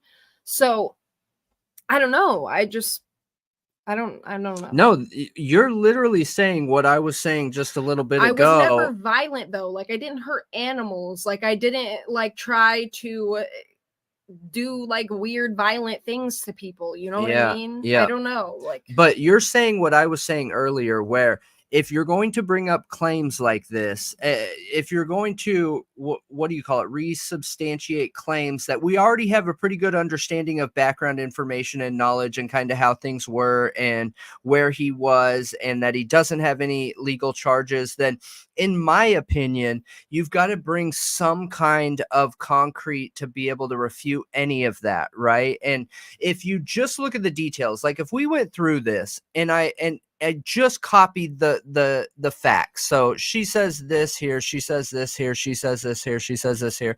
And then if we pull up the information that is known and are hot topics in Reddit, in mainstream media, in YouTube content creators, including us, she's just going through the best hits. Yep. That's what she's doing. Yep. She took the highlight reel. Yeah. She's taking you through the best hits. She is. That's super interesting. Badfish Bear. I highlighted that because it's crazy stuff.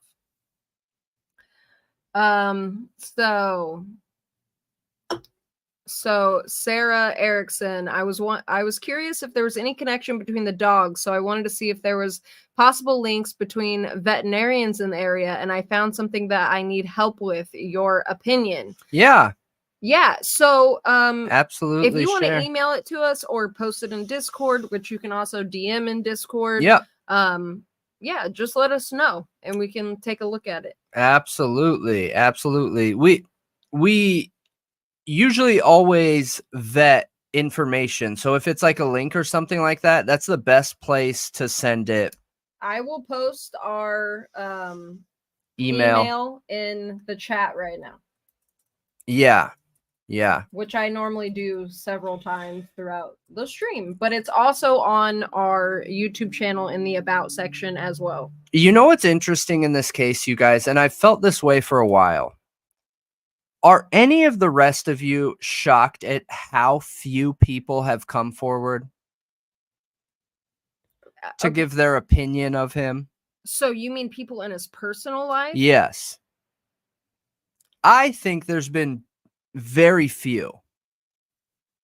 And it could be because of how this was handled in the media in the beginning. I mean, his sisters were literally fired. So if I heard something like that, I'd be like, man, I don't think I want to come out and say I have any connection to this guy. Like, I agree. People are demonizing, Agreed. Unless I come out and say I'm a victim, then people are going to hate me. Yeah, and I could right get here. fired. Do I still have that video? Do I still have a video? So if you came out and said, hey, these people are lying, like he was a great guy, like I had no bad experiences with him, I don't think this stuff is true. I saw him hook up with tons of girls and none of them ever had an issue.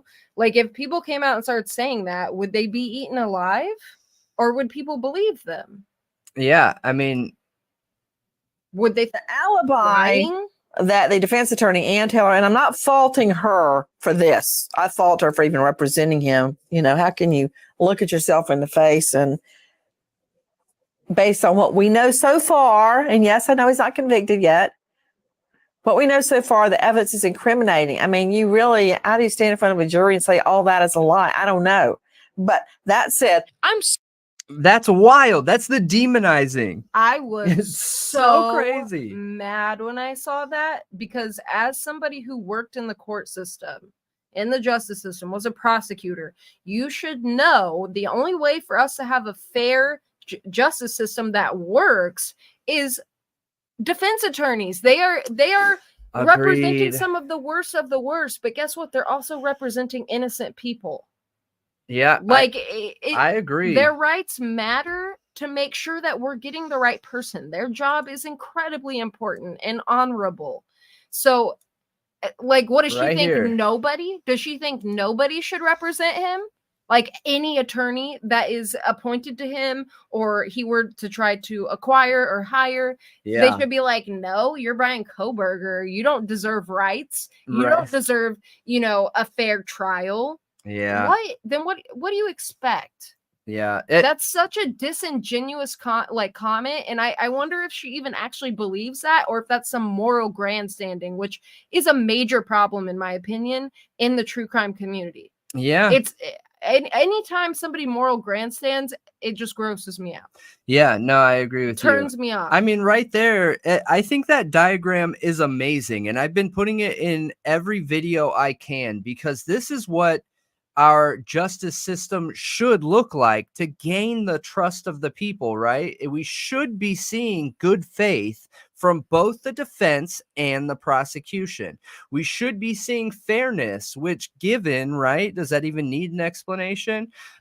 Justice, so fair trials and management of accountability in criminal or social, whatever, in our Justice Department. And that builds trust here.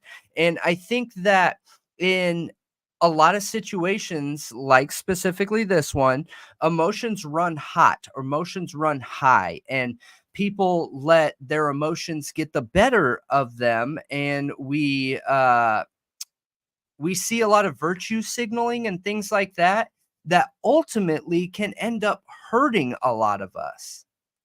Yeah. Agreed. Like, these are the 3 pillars. And I you know what? When the judge said we all have to have like some amount of trust, I think the trust is not there because they've had to file 8 requests for discovery. Is she talking to Blum or the state? I don't know. That's what I was curious about, Rumsey, with that statement that she said she can't talk about certain things. Is it a personal lawsuit brought up by Coburger's family, or is it because she could potentially be called as a witness? Thank you, Butter. And okay. Yeah, thank you. That's awesome. Okay, J Ray. I mean, let us know you're safe. But yeah, everybody was confirming BK's dad has twin brothers. Whoa. So he's not a twin. He has twin brothers. Got it. Yeah. And they're not good with either of those brothers. So essentially it's all of his dad's side in Vegas, and he's by himself in PA. Yeah.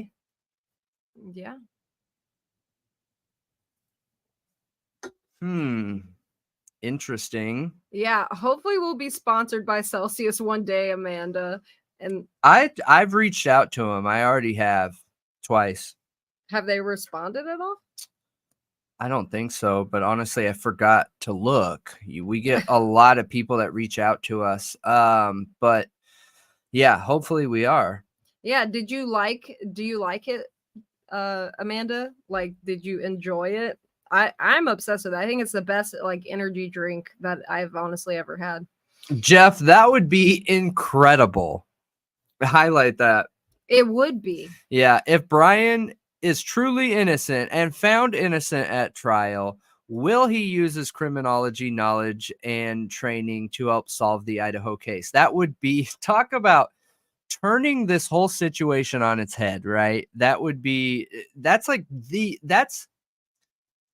the premium slap in the face. It would. That's all the bells and whistles right there. Yeah, he comes out and he goes hard into like the cloud data of like all the cameras around town and everything. And then in literally a week is like, here's your killer. Yeah. That would be so crazy. It would be wild. It really that would be like movie worthy. Okay. Yeah. So I mean, watch out. Yeah. Thankfully you do not live in Idaho, Violetta. You could have got accused of being the killer. Idaho, we've seen just the way that they're managing their court system is very different from a lot of other states. A lot of other states are eager to open up the court to the public and let the general public see how trustworthy they are, how things are ran, and that gives a certain level of public buy-in with the justice system. Idaho's like, yo, I don't care about any of that. We're doing what we're going to do because we want to. That's what it feels like to a lot of people. We get a lot of people that live in Idaho that comment on our videos, and almost all of them that I know of, right, the ones that have said they live in Idaho, say, for people that live in Idaho, we understand that this is just how it is here, and there's a name for it. The people that live there have a name for it. I don't remember what it is right now, but there's a name for that type of justice where the public doesn't have a say. I find that scary. like I also see it confirmed in this case a Orwellian. little bit, but to be fair, the defense also doesn't want the cameras in there. The prosecution also doesn't want the cameras in there, which is super strange, but you know. Cameras are approved for tomorrow's court hearing in the Delphi case, though. I gotta go to the bathroom. I'm really curious to see that.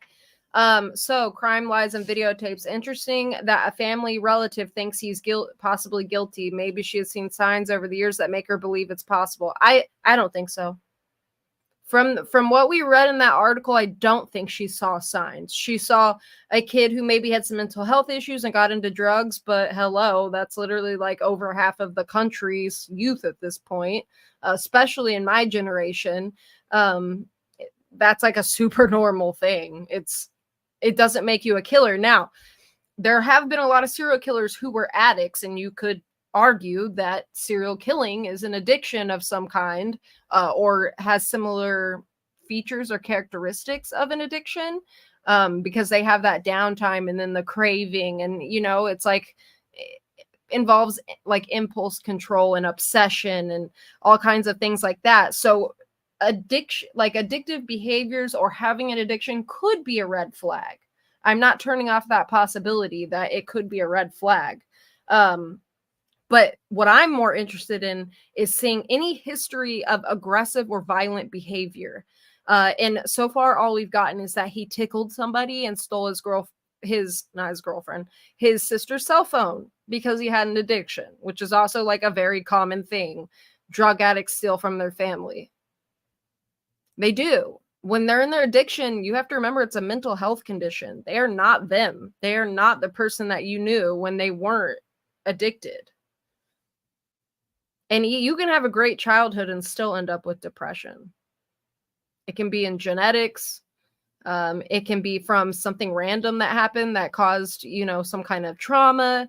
It could be from just the trauma of growing up. Like, you know what I mean? It sounded like he might have been a little bit chubby and got bullied, like there's lots of reason you could have depression. And I mean, look at the state of the world. Cynthia, I saw you saying, there's so much crime nowadays. I'm getting paranoid. I don't go out after dark. I think a lot of people are in the same boat as you. And that can cause a form of depression if we're constantly watching the news and the media and all the fear tactics and also the actual scary things that are going on in the world, like what's happening in the Middle East. Like we constantly have these threats from Russia, China, we have all these true crime stories. Like it can be very overwhelming, and that's not good for your mental health. It doesn't make you feel safe, especially when you don't trust your government or your justice system 100%. That's a big problem. And that's why in Finland, they are so happy because they actually do trust their government. It speaks volumes why they're the happiest country on earth. What? I feel like this lady smokes cigarettes in the house. No offense to anyone who does that. I'm just so over this lady. You're just hating on her at this point, J. Ray. What lady? She said, I feel like this lady smokes cigarettes in the house. She's just like hating her, judging her. Yeah. Kind of funny. That is funny. What are you lost on, Violetta?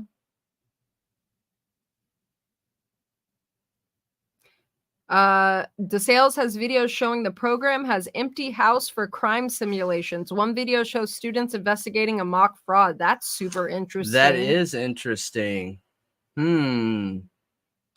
I've wanted to look up the DeSales criminology department to see the details around that, because a lot of people claim that Coburger had an unnatural interest in serial enders, because of this. That somebody sent this to us. Let me see.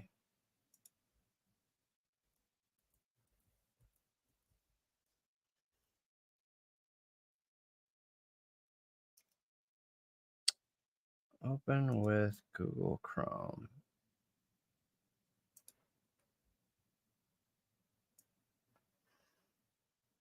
Yeah, I don't remember who it was who sent this to us, but thank you. I appreciate that because I think we were talking about it the other night and had mentioned that we wish we could find this again. I didn't have this saved. So this is Coburger's supposed request for criminals for his research. It says, "Hello, my name is Brian, and I am inviting you to participate in a research project that seeks to understand how emotions and psychological traits influence decision-making when committing a crime. In particular, the study seeks to understand the story behind your most recent criminal offense, with an emphasis on your thoughts and feelings throughout your experience. In the event that your most recent offense was one that led to a conviction, you may still participate. Additional surveys are included after the open-ended section as to best understand your unique traits. This study should take about 15 to 20 minutes to fully complete. Your identity and all answers provided are completely confidential, and the link to the survey is also an anonymous link. This research has been approved by the DeSales University IRB. Participants must be 18 years of age and older. If you opt to participate, you may terminate participation at any time and for any reason. If you have any questions about this research, you may contact the research team via email. Student investigator Brian Coburger, and I'm assuming at the bottom it says at DeSales. So interesting, huh? Mm-hmm. Now, if I was the prosecution, I would dig into this and see if it really was backed by DeSales, right? Because I do think that this could be interesting for the defense or the prosecution in this case, dependent on the factors behind it. Because if he put this out and it wasn't really supported by DeSales, I think, yeah, this could be evidence, right? Yeah. I mean, Or it could be used by the defense to prove against the theory of some kind of obsession around serial enders. If that's brought up, this could be a back pocket card. You know what I mean? so I feel like this isn't weird. I feel like this study isn't weird at all. I feel like he worked with a professor who literally interviewed BTK and studied serial killers. Yeah. And was a TA for her. That was the one he was TAing for, right? Yeah. Yeah. How is this weird? I don't think it's weird either, unless we find out that this wasn't supported by the school. If this wasn't supported by the school, then it's strange. Yeah. Yeah, I think it depends, like you're saying. And Amanda, I agree. If all of your ex-using buddies say you're a great guy, that says something. And I wanted to, somebody said, I think it was you, Badfish Bear, that said you've been in jail and the self-ending protection vests are only for people who are like at risk for that. Now, that's true. And when someone's in a high profile case like this and they're about to go to court for a crime of this magnitude, they are automatically considered high risk. Yeah. Automatically. Mm-hmm. Like Chad Doerman. I can think of a few that are high profile. It was a really horrific crime. And now Chad Doerman is like, yeah, it was his kid, so I would expect it. This I would expect it too. Yeah, I think we see it on most high profile cases. I really do. I'm sitting here trying to think of all the cases that I've watched over the last 5 years, and most of them they're wearing it. Most of them they are. But I also think it does help paint an image too, to be fair. Right? How can Nancy live with her lying self?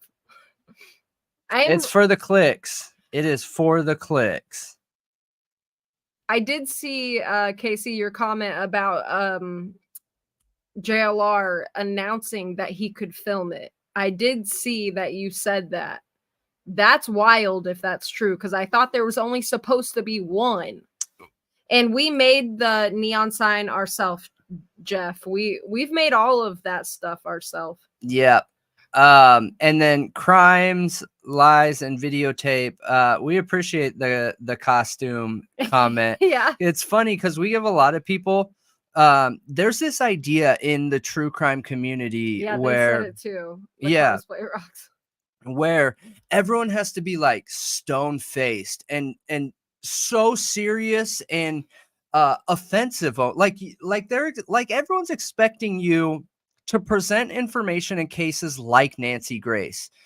It does not need to be like that. We are talking about some of the most heinous crimes and situations in all of humanity, some of the worst things. There is no reason that I feel like we need to make it worse by coming off stone-faced, uninteresting, and offensive. There's no reason why we can't have some Like fun this. while we're digging in and talking and Or we could be like Nancy Grace She's and always just yelling. yell at you I know. and be rude. Yeah she drives me crazy. Oh man. no, go take care of the honker, J. Ray. That's so sad.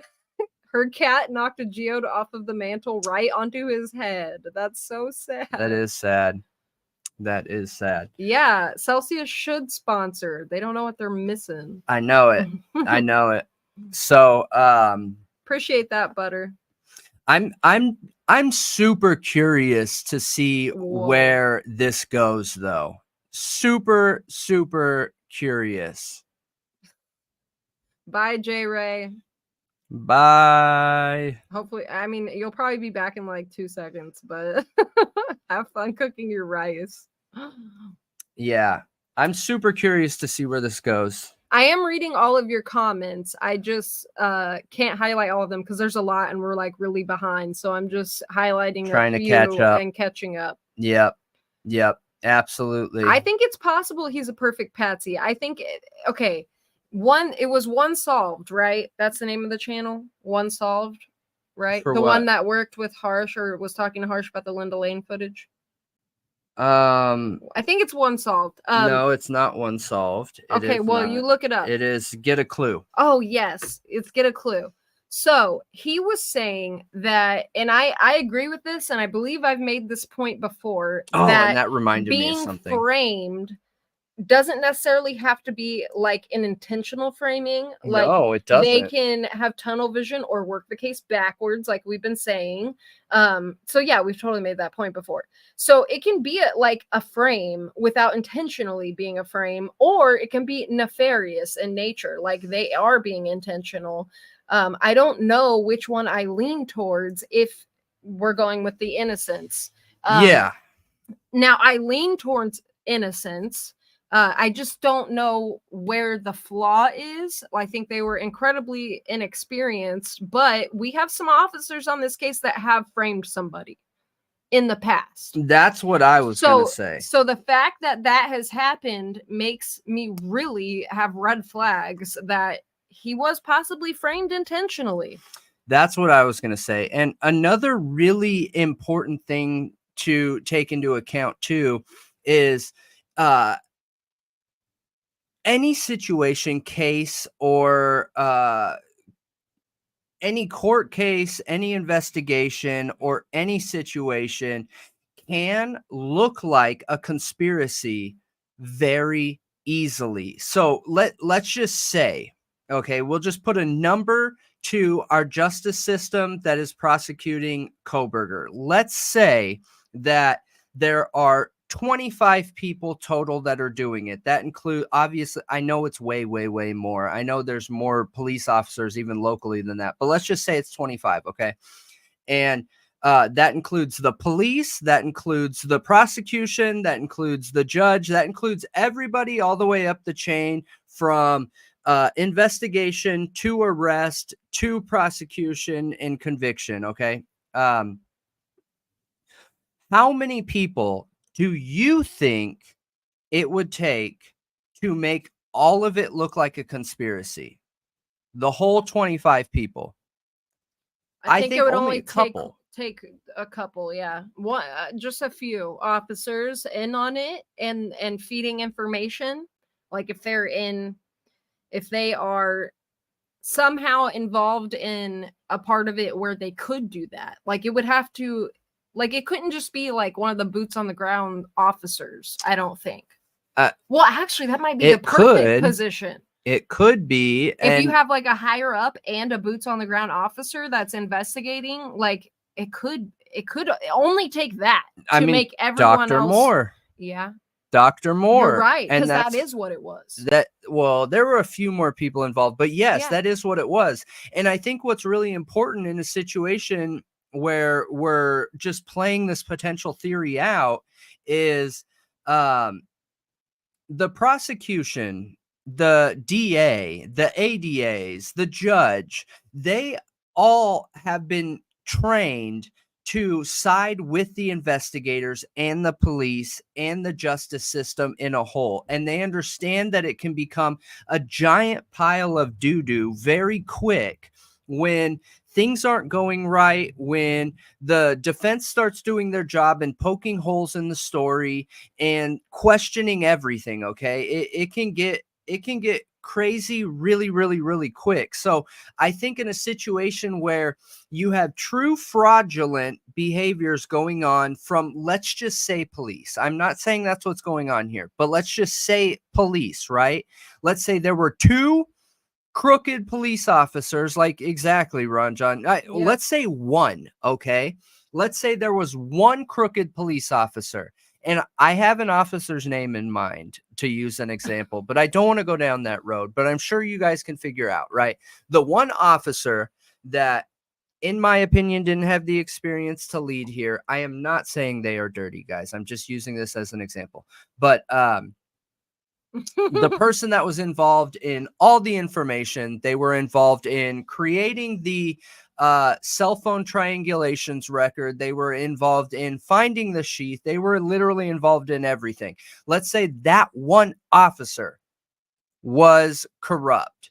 That one officer could very easily turn this entire situation into a giant pile of doo-doo. Yeah. Just one. Because then you have the DA that has faith and believes in these officers and works on their cases and investigations day in and day out. And there's already a level of trust built there. They are going to inherently back their information in this investigation and have their back in any situation. The trust is there, right? So the trust is always going to be there until that trust is broken. And in this situation, I think one officer could do it. I truly do. And my best example of that is like what's it called? Like dual reality, or I don't know, but let's just say their timeline is going straight here, right? And the first fraudulent thing that happens, it splits off. And we're always moving forward. So it's only going to get further and further and further and further away from the truth the further along we go. It's only going to start looking more and more and more and more and more like a conspiracy the further along we go. And remember, there's Giglio here too. Yeah. So I think in a real world situation, it's very possible. Yeah, I think it and is easily explainable. My suspicion is that it is more than one, because there's more than one officer from the Dr. Moore case on this case. Yeah. It's just my suspicion. If that's a possibility. Right. Yeah. Right. Because we know something is up here, I think. I think there's too many holes here for people, whether you think he's guilty or not, to look at this and be like, man, something's up, you know? If he's guilty, I look at this case and feel like something's wrong. If he's innocent, I look at this case and feel like something's wrong. Yeah. You know? So, Mish Girl, I just read that the aunt is the wife of one of BK's twin uncles who passed away. She's mentally unwell and been estranged from the family for years. I want to know where you found that. Please send us the source if you can. Yeah. Because I would love to read that. JLR is saying that the one twin killed his brother, but in actuality, the brother died of cancer. He's getting this info from the mentally unwell aunt. Oh, so that's good evidence. That's good evidence that there's some big question marks there for sure. Wow. CH, OMG, that should be your next cosplay costume. Nancy Grace talking to Ashley Banfield. So he's got to be a girl? That would be funny. Yeah, I was talking to Drip Drop today, and Drip Drop suggested that that I be him. Are you Get a Clue? Crime, Lies, and Videotape? Somebody said Get a Clue. Isn't that you, Crime, Lies? Is it? I don't know. Oh. But I do love you. I like your channel. Yeah. If that absolutely. if that is you. Can be, were you saying the Nancy Grace cosplay was a good idea or something else? And we really appreciate that, Badfish Bear. That's a really nice comment. Yeah, thank you. Thank you. We try really hard to make content that people like watching. Like, it's important to us, you guys. And I've been in business a long time, so I look at it as we're here working for you guys. So we love input, we love suggestions. We like when we hear that what we're doing is good and you guys enjoy it. So we really appreciate that. And if you guys have any suggestions or ideas, we definitely want them. We want to know about them. Yep. Like the stream if you haven't done it yet. It really helps a lot and we would appreciate it. And Amanda called you out. You said doo-doo. Did I? Yeah. That's super funny. I've been highlighting it in the videos because you say it a lot. You do say it a lot. That's interesting. The criminology professor supervising BK WSU U of L. Wait. Admin MPD needed this to be wrapped up quick. Students not returning after the semester losing money. So I haven't seen anyone else talk about this figure yet. We talked about it in one of our videos, you guys, but the 40% loss in students equates to over $150 million a year from 40%. That is crazy. I think it was 150. Maybe it was 140. Maybe I'm exaggerating. Did Crime Sleuthin post something? Oh, that's where you read it. Thank you. I will go check it out.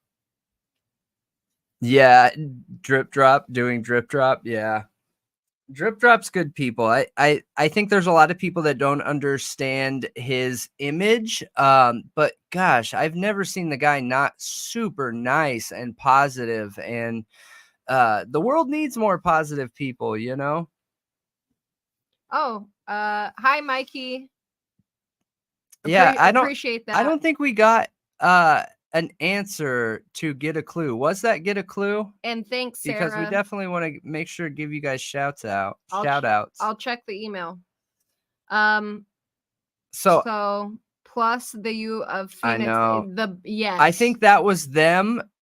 Like, oh shoot, let's try and fix this. I know that they've been in conversations before that, which can refute that information, but I think they tried to speed up the process once they realized, OMG, we're about to take $150 million hit a year, you know, and that's at 40%. Just imagine if it went more, right? Yeah, I think if that was him, he would be honest for sure. She said it's not the same people. Oh, gotcha. We'll see. Yep. So I wanted to highlight this, you guys. Yeah. This was important in the video, and I don't feel like I put enough attention on it just because we were talking about other topics. Because in that same Nancy Grace video, Nancy Grace has an expert come on, and this expert claims to be a vehicle and car expert. Okay. So while this is top of mind here, I did research into the Hyundai Elantras, and that specific vehicle, for this reason here, cannot have GPS, you guys. It does not come with GPS.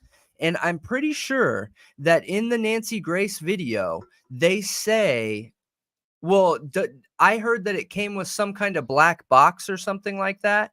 And he says, no, it comes with GPS. Now, most of these models, all the way up through 2016, have vents that get in the way of a GPS unit. And what's funny in the Nancy Grace video, you guys, is they try and show you a picture of Coburger being pulled over, and a GPS unit always has a large screen. It's always like minimum 4 inches by 6 inches. It cannot be this little baby screen that we're seeing right here. Nope. This is a regular station, and they're trying to sell this idea that Coburger had GPS. Here, Brian Coburger, so that I have receipts. Yeah, Drip Drop does go down rabbit holes no one else is willing to go down, and I admire that a lot as well, Mountain Mama. And you know what's funny, CH, is we were both joking about both of us dressing up as Drip Drop on the next podcast, and both of us will just look like Drip Drop. We're not actually doing that, but I told Drip Drop I was going to, just to gauge his reaction, and he was all for it. Really? Yeah. Maybe you should do it then. Okay, here we go. We were thinking about even having like a fake Drip Drop sitting between us and pretending to talk to him. Look. Maybe we should do that. This is not the GPS unit right here. That with the clock up here. Yeah, no way. That little baby screen, the air vents right here. And then we go back over to here. That is this one. Yep. One of these two right here. Bam or bam? It is not that one right there that has the GPS screen. Correct. Yeah. And then when you look at the install, this is event data recording EDR. That's that black box, that hypersensitive black box that starts recording your speed, your turns. Some of them, yes, have GPS for insurance companies and things of that nature. But the black box, which wouldn't be in a GPS vehicle most of the time, okay, I'm sure there are some out there that have it. I'm not saying it's impossible, but from the factory, it's unlikely for it to have a black box and a fully functioning GPS unit. Well, the black box vehicles are 2013 to 2019. You guys probably can't see this. It's probably too small. I apologize. I don't think I can make it bigger in there than it would. No, you'd have to pull up the actual document. Yeah, it doesn't let me. But it says 2013 to 2019 Hyundai Elantra for the black box model. So I found that super interesting, and just more reason to question these things. You know, I think the whole basis of our channel, you guys, is to question as flip-flop. That is so funny. Oh my gosh. Butter also had a question saying, I don't see where enrollment is down. It's up. Can you show article? Yes, please? I can. So just finish this first and then we'll go into that. I mean, I'm pretty done with this. I don't have the information pulled up, but I'm assuming if Butter sees where the enrollment is not down, I know what document you're looking at. So because I thought that at first too, but then you got to remember, being in sales my whole life, when you gauge your sales in comparison to the past, you never do it quarter to quarter, you guys, because what you're going to be looking at is a winter semester versus a spring semester. Spring semester is always the bulk of a school's students signing up. A winter semester is not. So what you need to look at is the 2023 spring semester versus the 2022 spring semester. So you got to look year over year at it. And when you look at year over year, it's not 40% down. 40% is how many students left after the crime in the winter semester. In the spring semester, I believe, I'm somewhat guesstimating here, but I believe it was 24 or 27% down year over year. And I don't have that readily available. I'm sorry, guys.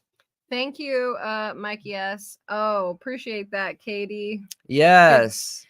So I did see your comment saying that Crime Sleuthin called a Hyundai expert and confirmed that there wasn't a GPS in the car. Oh, that's awesome. And CH said it's an event data recorder or whatever. Yes, exactly. Yeah. Exactly. So good. Because I didn't know that. Yeah, because Nancy Grace is out here peddling lies with her supposed expert. Yep. I just posted the Twitter, you guys. I know we said this a little bit ago, but we have some new people on here. People can never find our Twitter because the handle is not Thought Riot Podcast, like all of them. It's Thought Riot Pod because you only get that many letters. But yeah. No, yeah, that's awesome that they called up somebody who knew exactly that. That's even more backing on it, because in that Nancy Grace episode, that was the same episode that she put Ann Taylor down. Here, let me put down my peers for doing their job and then call in an expert who clearly doesn't know what they're talking about, because the Hyundai Elantras do not come with GPS stock on those years. No, you have to upgrade to get it. I don't even know if you can upgrade to get it until 2019, I think, but I could be wrong. I could be wrong, no, you guys. Think, Jeff here actually left a comment. The 2015 Hyundai Elantra did indeed come with a GPS, but only as part of the upgraded infotainment package. Yep. This package added a 7-inch touchscreen to the center dash. So I stand corrected. I am wrong there. As long as that is good. I just haven't checked into it, but I thought when I was checking the event data recorder, it was saying that 2019 is the first year, but 2015 could be here. Let me see this real quick just to change the picture. 2015 could be when they moved these around. So the reason why it's not even possible for anything under that version is because of these vents right here. These vents stop them from putting anything aftermarket in it. It stops them from having a stock like it's literally impossible. Even if you wanted to put a GPS in after the fact, you could not in the dash because of these vents right here. Yeah, but you're even right here. You showed 2014 to 2016. Yeah, so that's the upgrade. Yes, but when I was reading, there was some. Oh, yeah, you're right. You're right. The whole thing is different. You're right. The whole thing. Yep. You're right. Good call. So Ian said, to be honest, I've been hearing the enrollment wasn't deeply impacted. I'll dig around to see if I can find concrete info. And it sounds like Heather said she was going off of annual reports. I do know we pulled up some information a while ago. And I believe it was reports, like official reports. But it was down pretty significant from what I saw. When you check spring 2023 to spring 2022, I think the comparison was 20-something% difference. Okay. So spring 2023, it was up a little bit. Yeah, I have that written down somewhere. It must have been updated then and changed. Yeah, because but that's okay. Like how I found out and why I'm certain of this is because we had somebody in chat that was saying, no, they aren't impacted. They aren't impacted. And I said, oh, maybe that's true. I don't know, but I just know that you can't look at winter to spring.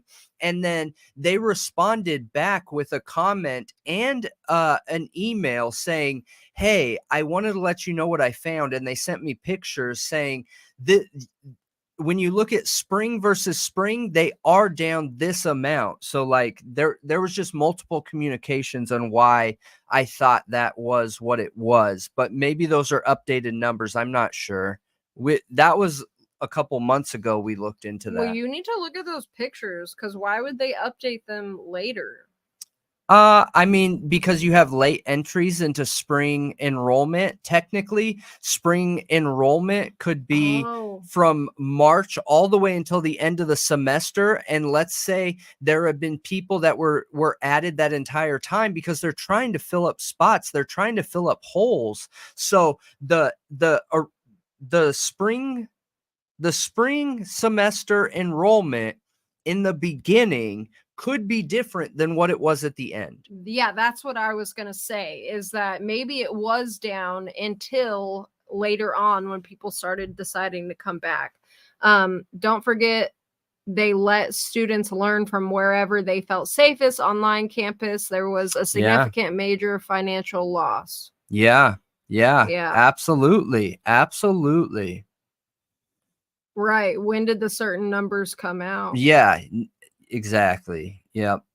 And I think any of those can be, that's definitely not something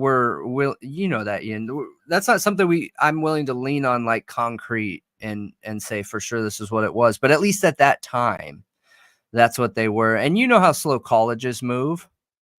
That could be delayed updates,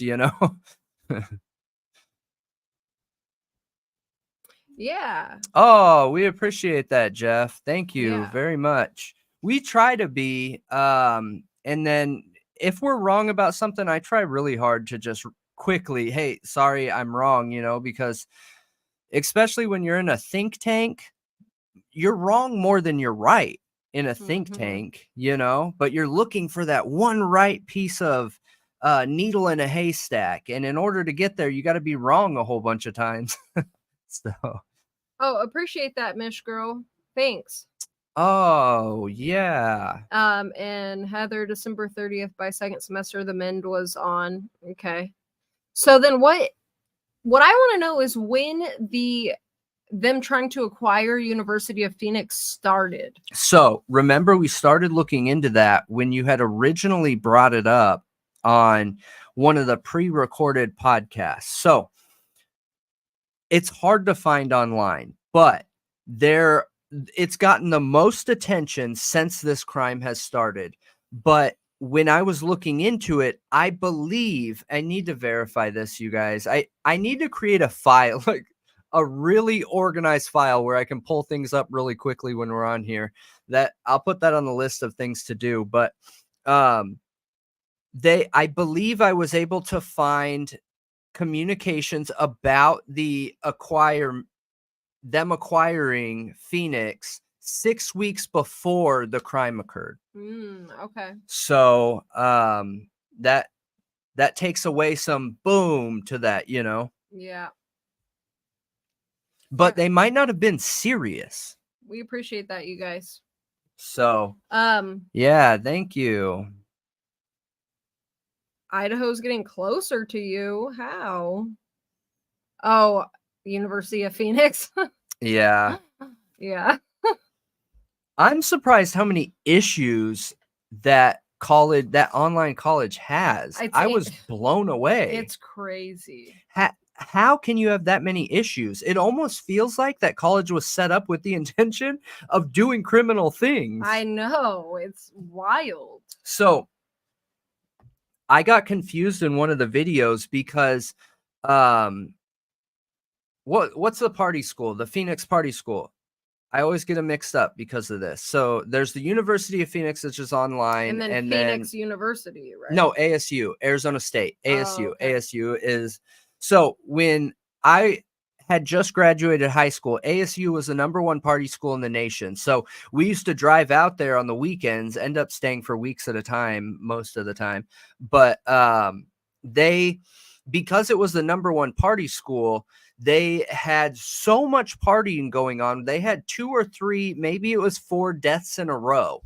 And they started losing people left and right. They started losing athletes. They started losing regular students. They started losing their fraternities and sororities. So they had to do something quick. And they leaned into the University of Phoenix, which gets me confused every single time, because the University of Phoenix is a separate entity, but they helped support ASU with an online portal for their students during that time, because they weren't sure if kids were dying from partying to honest reasons, like just being kids and having an accident, or if somebody was doing it, which if I'm remembering correct, they ended up determining it was an accident, because 3 of them, I think, died in the river, because it's pretty common there to go tubing. So a whole bunch of people will tie a whole bunch of tubes together and go down the river drinking, and then have somebody pick you up at the bottom. Well, people would get too drunk, people drowned, and then I think there was one shooting on top of that, which ended up being like 3 or 4 people. But they leaned into the University of Phoenix to get them through that. And I wonder if that's where Idaho got the cue from. Like, well, why don't we just buy this? Yeah, You know what I mean? maybe. Because based on the math calculations, if 40% of students bring in an overall total of living expenses of $150+ million annually, that means that the total student body base would bring in anywhere between 400 to 500 million annually for Moscow. That is so much money. Yeah. An insane amount of money. Yeah. It's a scary amount of money, in my It's a opinion. lot. That's $500 million. 0.4 to 0.5 of a billion. Yeah. Water and drinking doesn't seem to go that great together, but it also goes super great together. You know what I mean? Just do it responsibly. Yeah. It's super fun, but college is like where you party the hardest. Most of these kids aren't just drinking, they're doing shrooms, they're doing uppers and downers and drinking, and you know what I mean? It's always okay, and what else can I do? So it was a bad situation. Who? She is all over the board with remarks. They are susceptible to have her history brought out in court. Oh, the aunt. The aunt, yeah. Yeah. Possibly. I think that the prosecution and the defense would stay away from that personally, but you never know. Yeah, maybe they could retail monies after the crime. Wonder if less was paid and all compared to what was originally agreed on. I don't know. I mean, the payment structure for University of Phoenix is already really strange, you guys. So based on what that contract was that we had read, they have to pay X amount if they gain X amount. Yeah. And it doesn't explain what happens if they don't gain that X amount. No, it doesn't. But the way that it's worded is we're going to get $150 million from our, what was it? From enrollment, and they would make up the gap with their investment percentages. So they would be given $150 million annually based on enrollment and investment. And then that $150 million was owed to buy the school annually. So no money is being swapped. Mm-hmm. Essentially, University of Phoenix is taking their own $150 million and putting it back into the school, and Idaho isn't paying anything. Strange, right? Yeah. That's not the aunt speaking. It's the guy who sold the story to the Sun twice so far. Interesting theory. And thank you, Mikey, for sending that. Yeah, thank you. And for everyone that's on here, we've gotten quite a few messages over the past week. And I even did it to Drunk Turkey Show, man. I feel super bad about it. But this week I was super late on editing. I was doing editing all the way up until today, and that never happens. I usually am done by Sunday night or Monday midday, and I was editing all the way up till today. And we got backed up on a whole bunch of emails. Yeah, so if we any did. of you have emailed us, I apologize. I will get to them. Yeah. I'm going to start going through some tomorrow too. And I know we have some requests for some emotes and stuff. I'm going to try to get most Knock of those some out. done tomorrow too. Yeah. Fix the ADHD one. Fix the ADHD one. Yeah, I do need to fix that one. And we got to make the king of the chat thing. Should it be king of the chat or like, I mean, I guess it doesn't matter because it's just gonna be an emote, but yeah, it's got to be something military related. Yeah, for king of the chat.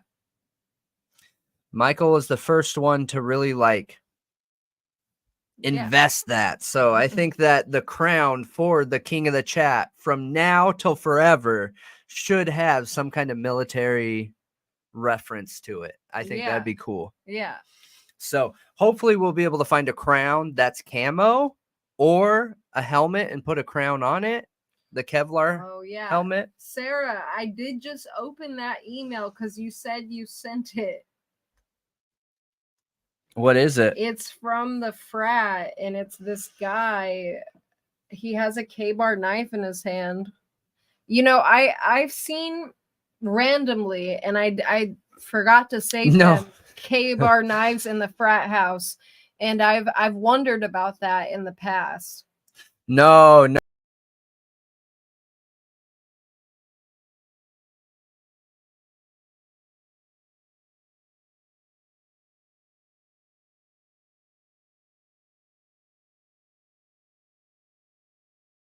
Yeah, we are. We're fixed. What did you do? I clicked a button on the mouse. Remember, you guys, for those of you that are new, sometimes I have a wacky hand because I can't feel my right hand. I have no feeling. That scar? Yeah, I've shown it on stream. I don't think you can see it really good. See that lump there? Oh, that lump looks terrible. Yeah. Why does it look so much worse on camera? I don't know. I can't make it pop out right now. The scar you can see way better in person, but the lump looks way worse. Yeah. Ian, wasn't something I said. Thanks for the super chat, Ian. But I have no feeling in my right hand. So sometimes this mouse that has like 27 and a half buttons on it, I click the wrong thing sometimes. He said, don't click. No, I won't make it pop. It hurts. My wrist still hurts. I just can't feel any of my hand. Alien chip? Maybe. Right. Please don't make it pop. What? Where Hi, was Dirty Clean. Oh, I was replying to Thank you. We really appreciate that. Brian. Yeah, the drunken tubing. I think what they were suggesting is responsible drunken tubing because that is the outcome, you know? Yeah. We is really ASU. We appreciate that, Drunken Clean. Yeah, absolutely. Thank you. Did I say drunken clean? Yeah. Dirty clean. Oops.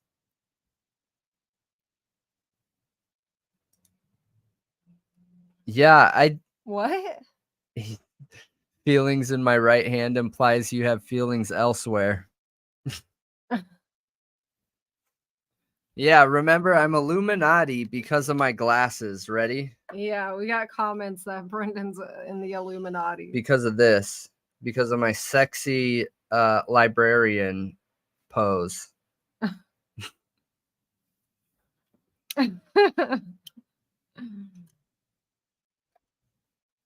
But that picture is super interesting. Do you want to pull it up? Yeah, what is it? It's in our contact email. Okay.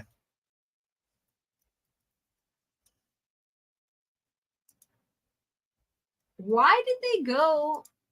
So, okay, it's Moscow axe throwing. So I guess it's not a frat. What is Moscow axe throwing? And why would he flex a K-bar like that? I don't know. Hang on. How close is this? Like, okay. Moscow axe throwing. Okay, where is it? So I'm not it's an getting it. axe throwing venue. Wait, where is it though? You're not in the contact email. Ah, You're in the regular one. And they host, company events. He's about to pull it up in a second, guys, but this is from Palouse Animal Wellness and Surgery Center.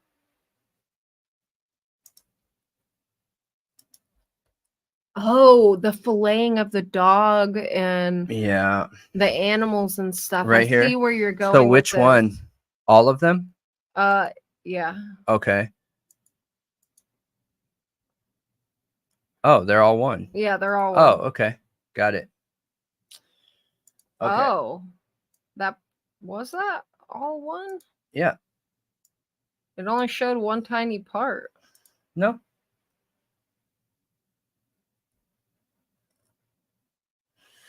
Remember, open and finder, and it'll pop up at the top.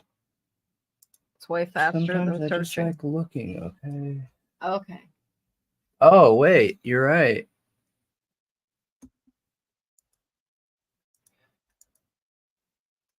Hold Hit on. open image and right click and hit open image and new tab.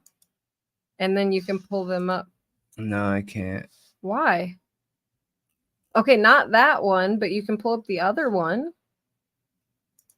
This one and this one. Okay. Okay, got it. So, but I'm in Safari here, so hang on. You can't drag and drop. Nope. You can copy the link though. Yeah, but I'm not logged in over here, so hang on. Let's just see. Oh, okay. Yeah, it works. Cool. All right. Well, let me pull all these up real quick here. Not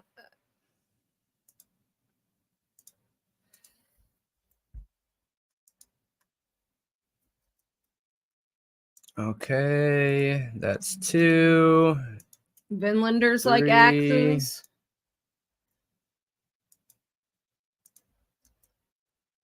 And last one. Oh, good night, Violetta. Good night. Have a good walk with your pups. Okay, so now let's zoom these bad boys. Just make a new Twitter, Ian. Oh, man, it gets a little wonky.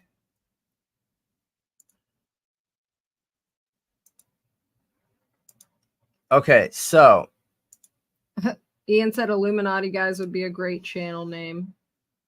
Who looks like Sniper Wolf? Me? I don't think I look like her. Do I? Or wait, he does. You're saying with the glasses. Okay. She just got in trouble for doxing somebody's house. Jack's Film's house. It's pretty messed up.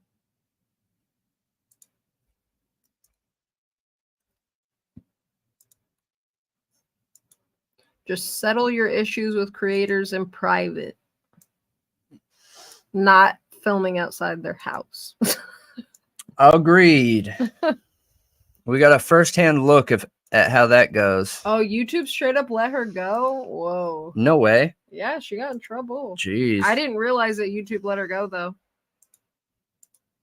Okay, so this is on Facebook, right? Oh, she stole So help me. content? Oh, yeah, but she's a React streamer, so is that considered stealing content? Yeah, we know you couldn't see the screen. He was trying to transfer all the pictures over from the email so we could look at them, and here and get they them are. zoomed. Yeah. So this is a it's rough quality for us too because they were small pictures, but this is a is that a machete? No, it's a K bar. It's a K bar. Which there's an up close picture in a minute. This is just showing that it's from Palouse Animal Wellness and Surgery Center, so it's a veterinarian clinic, maybe like more like a hospital, I would assume.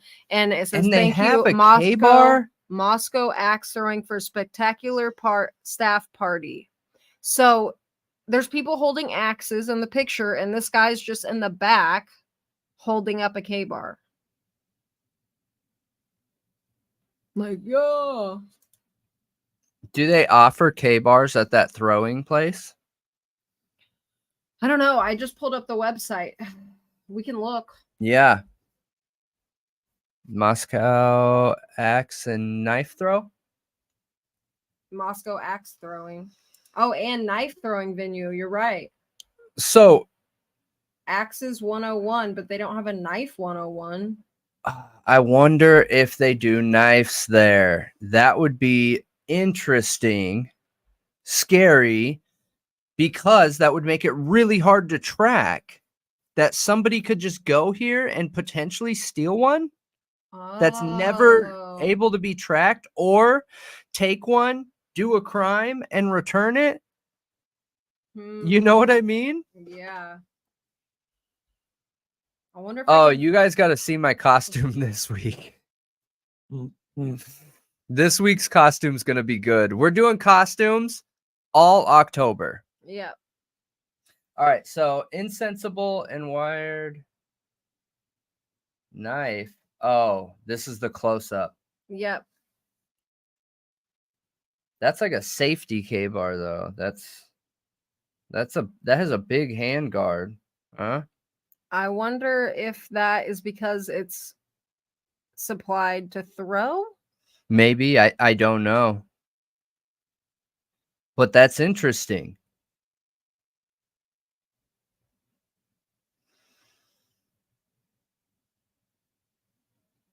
Yeah, that's interesting. And then what is this one?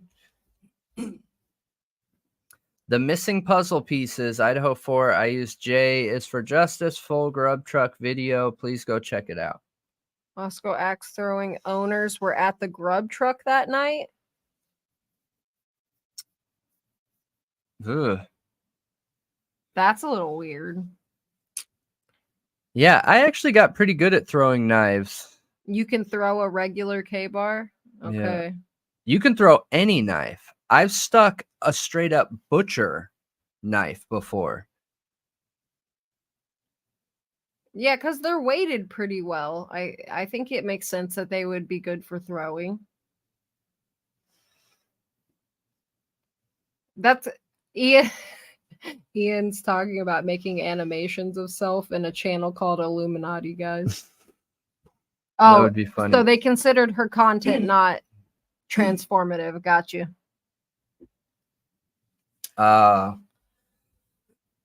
So you think this has any weight to it? I don't know. It's all gonna depend on verifying. Should we call where them and ask them if they supply K-bars? I feel like that's harassing, but I can ask. Yeah. Yeah, just call and say, hey, what kind of like Knives do you knives offer? and axes do you supply for throwing? If I was them though, I would not be like, oh yeah, dude, we got K bars, like you wouldn't even believe every K bar ever made, ever, forever. You know? Yeah, I mean, I would just say, like, do you got ninja stars? Okay, yeah. Are they just like those basic little thin throwing knives, or do you guys have other types?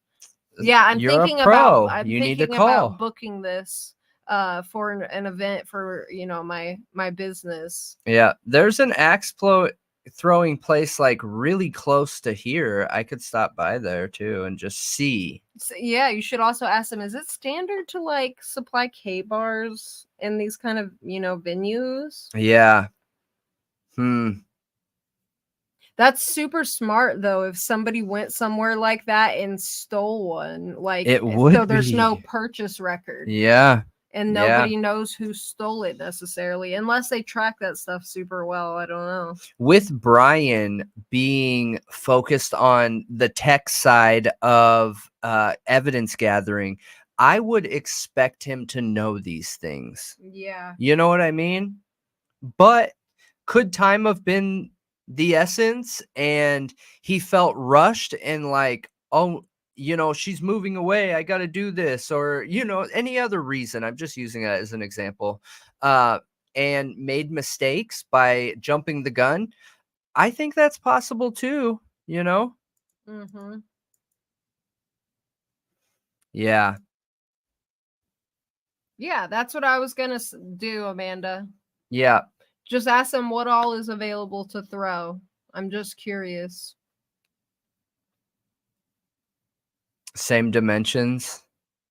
That's interesting. Yeah. These are good pictures though, because you know how many comments we've gotten where people from the Moscow area have said, I don't really know why they're looking on Amazon. I don't know why they're looking all over the place for these knives. They're all over here. All over here. Yeah, I mean, that was what I was saying to you the other day, is that there's even a picture of Dylan holding a K-bar knife. Yeah. Yeah. And that one's legit, not the weird one that they photoshopped. It's another one. Yeah. That's like from a party or something. There is a couple photos of Dylan holding a machete too. It doesn't look like a very good machete for a crime of this nature, but it is a machete. But isn't that weird? Why is there so many pictures of people holding knives in this town? Like, what the heck? Is it a hunting thing and they're all just hunters? I don't know. I mean, I know you're not taking a machete to go hunting unless you're setting up like a shooter's post or something like that, and you got to clear some branches. But yeah, but Mikey, one thing with that is, from memory, which I'd have to go back and listen to it, I believe he said he didn't remember what state those plates were from, and he started like kind of thinking it's like desert, mountains. Like, what if it was legit just Washington plates and it was Kaylee's SUV, because Kaylee had a new black SUV? that would be embarrassing. Like, dealer plates, or dealer plates, or rental car plates. You know what I mean? Like, that was a new car, and you don't get plates with your new car. Good point. They could So have been was it dealer hers? plates. Yeah. And they were dealer plates with a picture on it, and it was literally a picture of a desert. Like, no numbers. Yeah. So I don't know. I don't put a ton of weight into Enon Harsh, to be honest. Yeah, I know a lot of people do. A lot of people do. If I'm missing something, let me know. Like, definitely send me stuff if I'm missing something, but I just don't put a lot of weight into that, dude. Yeah, that K-bar could have belonged to someone in the house to use for protection. I agree. It could have came from that. I really think that it's important when we're talking on topics like this to emphasize that it could have came from anywhere. Mm-hmm. Anywhere. Any possibility. It could have been found somewhere. You know, it could be passed down from a family member. Yeah. It could have a mismatching sheath to a different knife. It could be an original knife with a replacement sheath. It could have been bought off Amazon. It could have been bought from the local military store. It could have been anything. Anything. No way, Amanda. DM wiped her whole page. Of course she did. Oh. I need Ian's help learning how to use the Wayback Machine. The what? The Wayback Machine. What Internet is that? Internet Archive. Oh, the Internet Archives. Yeah. Yeah, because you have We've to have used them. you have to plenty. have the no, Yeah. I haven't. You have to have the exact link. I don't think so. Yeah. Not the ones I have been using.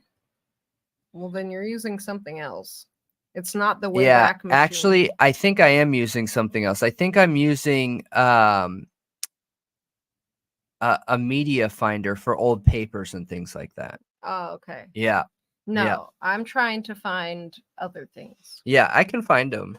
I can. Because I can figure it out. I was doing it to kind of track some of the Delphi stuff. But you should learn how Ian does it, though, because I bet there are multiple ways to do it. Yeah, because you have to have the exact URL. And I'm like, dude, I don't even For know the if this gray exists. internet. Yeah. I don't Yep. even know if this exists. So how am I going to have a URL? But I will reach out to you, Ian, because I need help. I That- don't know what to do. That search is like that gray internet of what we talked about. Yeah. You know how there's the dark web or whatever, which is a big bulk of what the internet is with very specific coding and numbers and HTML, whatever.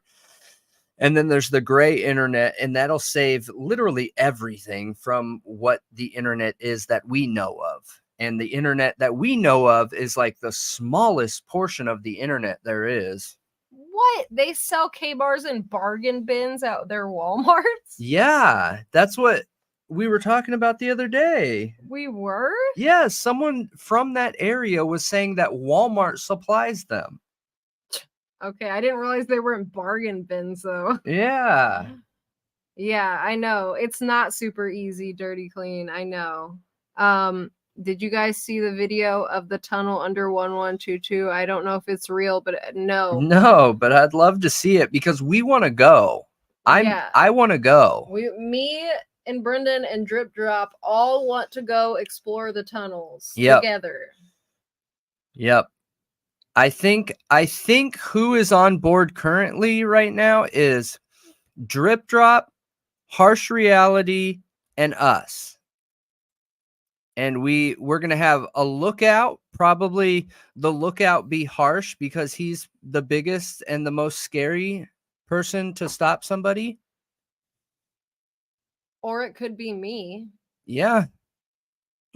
I guess you don't have to But what if I get interrupt knifed people if with I'm standing there alone? Just a random drive-by shank. I mean, yeah, if you're the lookout, then you don't go about it aggressively. You go about it seductively. Well, duh, that's not what I'm talking about. Oh.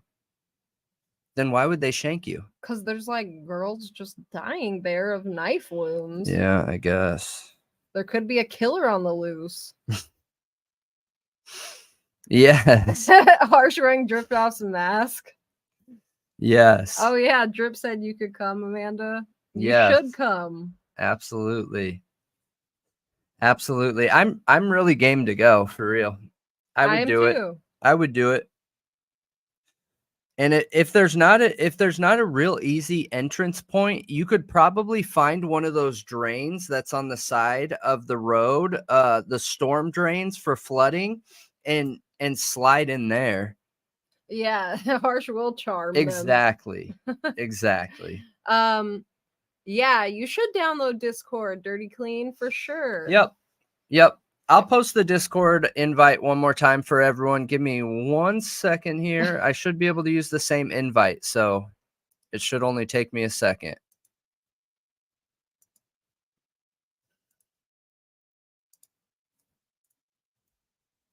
Pennywise action. Yeah. Yep. Yeah. Absolutely. But yeah, you guys, this has been an awesome chat. This has turned into something incredible. No yellow ponchos. What? Do you want to get caught? Why would you wear a yellow poncho? Peace and Love said she wants in too. Yeah. Peace, Love, Lynn. So many people are gonna want to come. We're gonna be like a whole balloons. gang. Yeah. Red balloon. Oh, okay. We're all gonna have to hide behind trees, like the big group of us, and then one person will run and slide down under there, and then we'll light the other people like, okay, clear. Next person, run, slide into the tunnel. Okay, so do we need to order some of those suits that Brian Coburger was wearing to Ew. avoid the bed bugs? That would be nasty, man. I wouldn't go. I'm allergic to all bugs, all of them. I need to ask a random question about soldering. Yeah. I know about soldering and stuff. I don't. I actually learned how to weld in high school. Yeah, welding's fun. It's different, but Yeah. it's similar. Yeah, my I know, we got it, Amanda. what's that one cutter? That's my favorite. It literally cuts anything no matter how thick. What is it? An ion cutter? Is it an ion cutter? You acting like I should know this. I don't know. Normally, you use it when you're welding. It makes everything butter. Oh, I don't remember what it is. Oh, plasma cutter. The plasma cutter. Yep. Those are fun to play with and build with too. You can do some really cool art on sheet metal with a plasma cutter. Oh, they do tours? Yeah, but I don't want to tour because I don't want to just go where they tell me I can go. Yeah. Maybe it was an axe and not a big knife used with how they were found, and it would be more realistic with the time. Well, I don't know, because an axe could get stuck. Right? Yeah, axes get stuck. Depending on what kind of axe it is. If it's one of those axes that have, let me see, if it has that big curve, like a real big curve, it's less likely to get stuck in anything. Don't imagine a person, imagine like wood or something. It's less likely to get stuck in there because you have that round bit to be able to roll it up, you know? No way. The Axe Club is 0.4 miles or 9-minute walk from the Corner Club. Interesting. Very interesting. I'll bake some cookies and distract them, maybe cook some gummies in them. Yeah. I will, if we can go, I will live stream. Yeah, we'd be like the Area 51 people, but I'm not gonna be. What is that charge run that guy was doing? The charge. What is run? it called? I I can't don't remember know. the name. That guy that was at Area 51. It became like a meme. I don't remember. Yeah, like Twin Peaks. Yeah, just a town of weirdos. Good night, Kim. Appreciate it. Live stream it. Donnie knew plasma. Yes. Yeah. Yes, the plasma would melt K-bar knives. Do them for sure. Do them dishes, Donnie. It makes everything butter. Yum. Ghostbuster outfits in the tunnels. Oh my gosh. Who said that? CH. Where? Down at the bottom. Oh, that's super funny. Oh, the Naruto. Yes. Yes, you guys are right. It was the Naruto run. Yeah, an axe is a very, very, very tough weapon to be speedy with. It would be rough to be fast with an axe. I think so too. Yeah. Mountain Mama, do you think there's any truth to the Fight Club in the tunnels? I don't know. So here's how I manage it with that information, because at Thought Riot, we make it a point to be willing to talk about everything. We're not going to discount anything. There's no such thing as too much information. That just doesn't exist, you guys. But when I talk about a theory, I try really hard to find at least one piece of evidence that I can tie into reality and concrete. With the Fight Club, I haven't been able to find anything yet, you guys. Not real.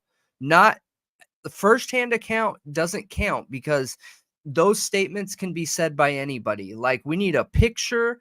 We need Yeah. a social media that shows it happening with a confirmation of being locally. That Or a video from a local who's been down there and Yeah. like filmed it. 'Cause I'm Right. sure they filmed it. If Right, it happened, right. they for sure took videos. And Ian, I didn't take it that way. You need help. It's really just about getting your bead, Ian. And that was the hardest part for me. Yeah, It's just getting it down. It just takes practice. yeah, A tomahawk, maybe. Axe is heavy. yeah. Tomahawks are heavy too. They are. They And are. thanks, Mikey. Yeah, we want to keep it drama free. Drama free really isn't conducive to like thinking critically or digging into information. Like there's just no place for it, in my opinion. Oh Yeah. yeah, he was literally saying it as I was saying. Yeah. We want it to be like a think tank in Thought Riot, you guys. Yeah. And we're trying really hard to stay in the true crime talk show essence during the show. And then we get to a point towards the end where we're able to chat like this and really interact with everyone. But more than likely, like the first 1.5 hours or 1.5 hours of the show will be strictly like talk show focused, right? And then the last part of it will be more communicating. Yeah. I feel like that's fair. Ryan, Amanda's boyfriend's here, liked and subbed. We appreciate Yeah. that. We're really happy to have you. Absolutely. We love Amanda Absolutely. and love you by proxy. Yeah, that's exactly right. Like friends around a bonfire. Yes. Vibes. Yeah. Exactly. Exactly. I love bonfires. I don't. You hate them. I know. You literally hate them. Yep. And I can't understand it. Because they make me smell. I don't like smelling like a fire. You know, I literally got a candle. I think it's the Woodwick candles, and one, I can't remember what it's called. It's gray and it smells like a fire, like a bonfire and like fall. It is the most incredible candle ever. If you're obsessed with like fall and bonfires and stuff, oh my god. I'm obsessed with And guess fall, but what? not bonfires. He broke it. Who? You broke it. And didn't buy me another one. You could just like go wash your clothes and then take a shower and Febreze yourself, yeah.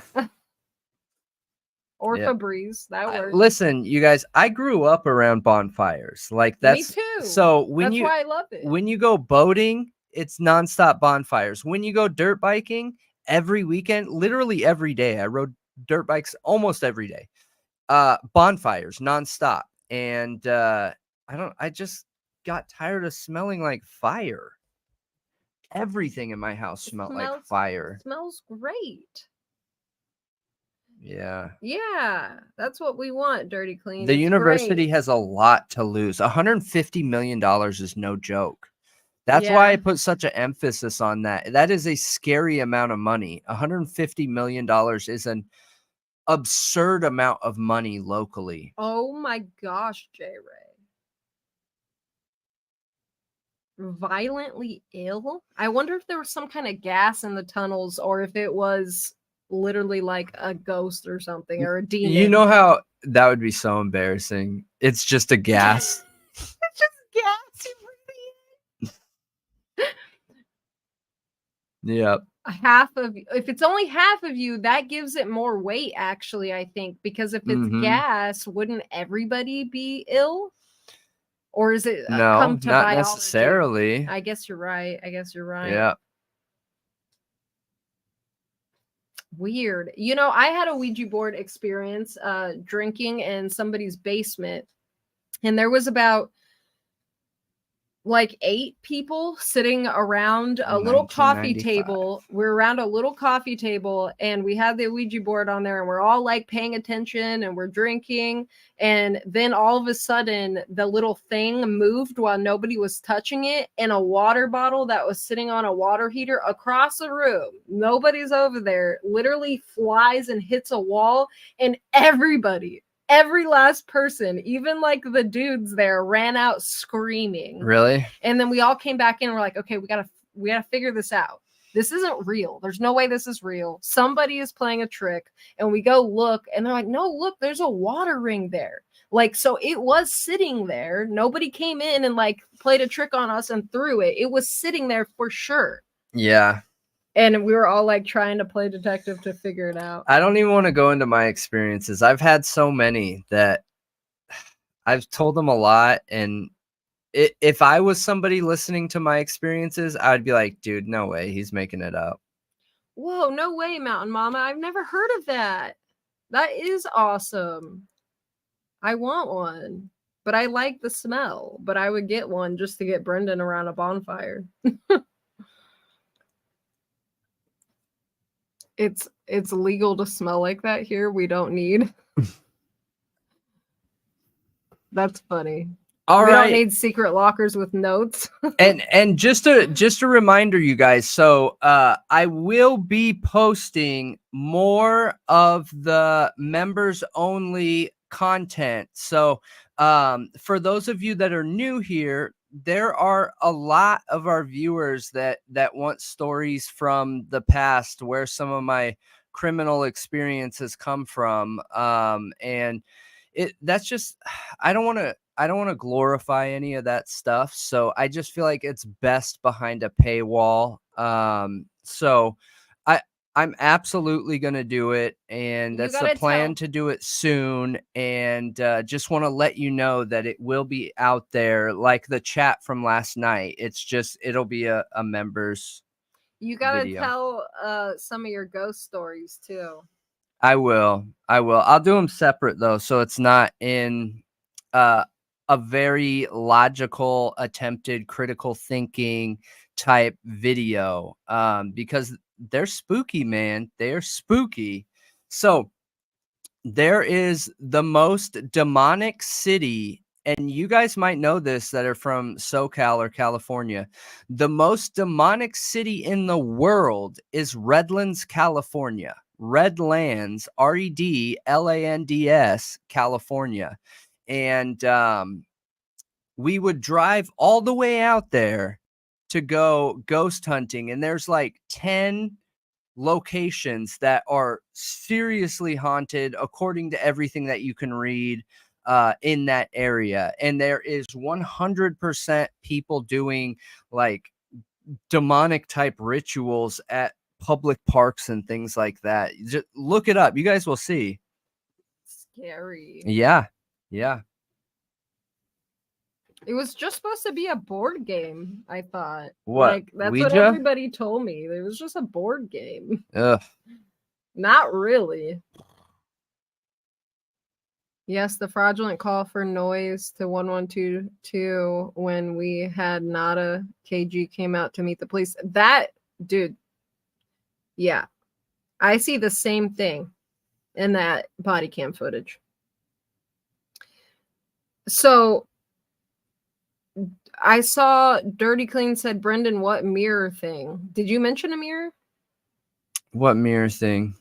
Yeah, I don't think he mentioned a mirror. I think it was just Mikey saying that Brendan's experiences sound similar to his experiences. Oh, yeah. Yeah. I've had some strange ones. What's so funny, J. Ray? Yeah, I think all that stuff is no joke. Yeah. In Redlands, Redlands is known as very, very haunted. Yeah. They have, let me think, hang on. They have the House of 1,000 Stairs. They have. Yeah, I mean, I had an experience, so I know it's not just a board game. They have a house that had a similar crime to like 1122, that has tons of evidence of a haunting. They have a school haunting where I think a couple kids or maybe one had an accidental ending. There are 3 or 4 different parks that have had horrible crimes and like ritual type stuff go on there. There's a lot in that area, so we'd make the commitment and drive 2 hours just to go out there when I was younger.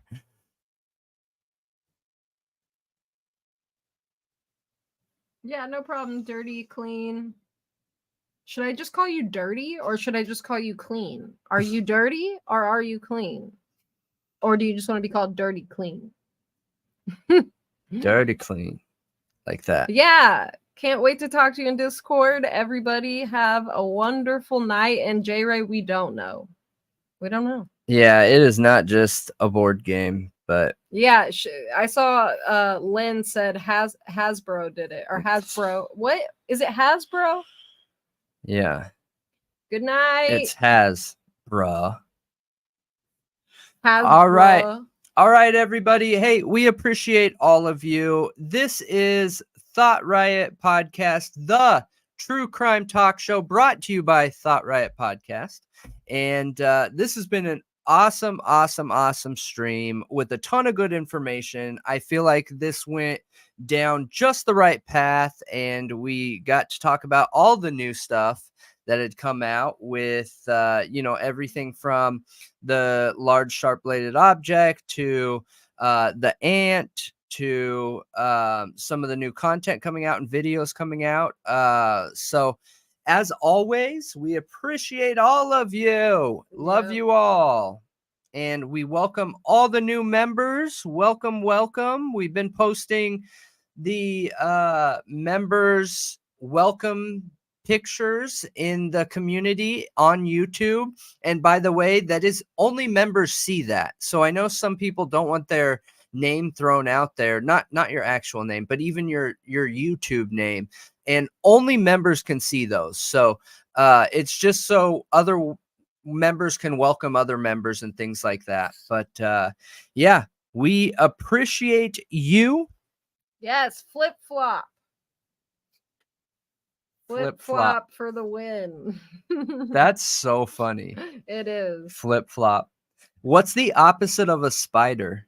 Because I'll do like a fly, like unicorn, or just flies, or butterflies. Butterflies. Yeah, it was good to talk to all of you. It was a great live stream. Have a great night. Yeah, have a good night, everybody. Yep. We appreciate it. All the love. Yes, love you all. And to all, a good night. Yep, good night.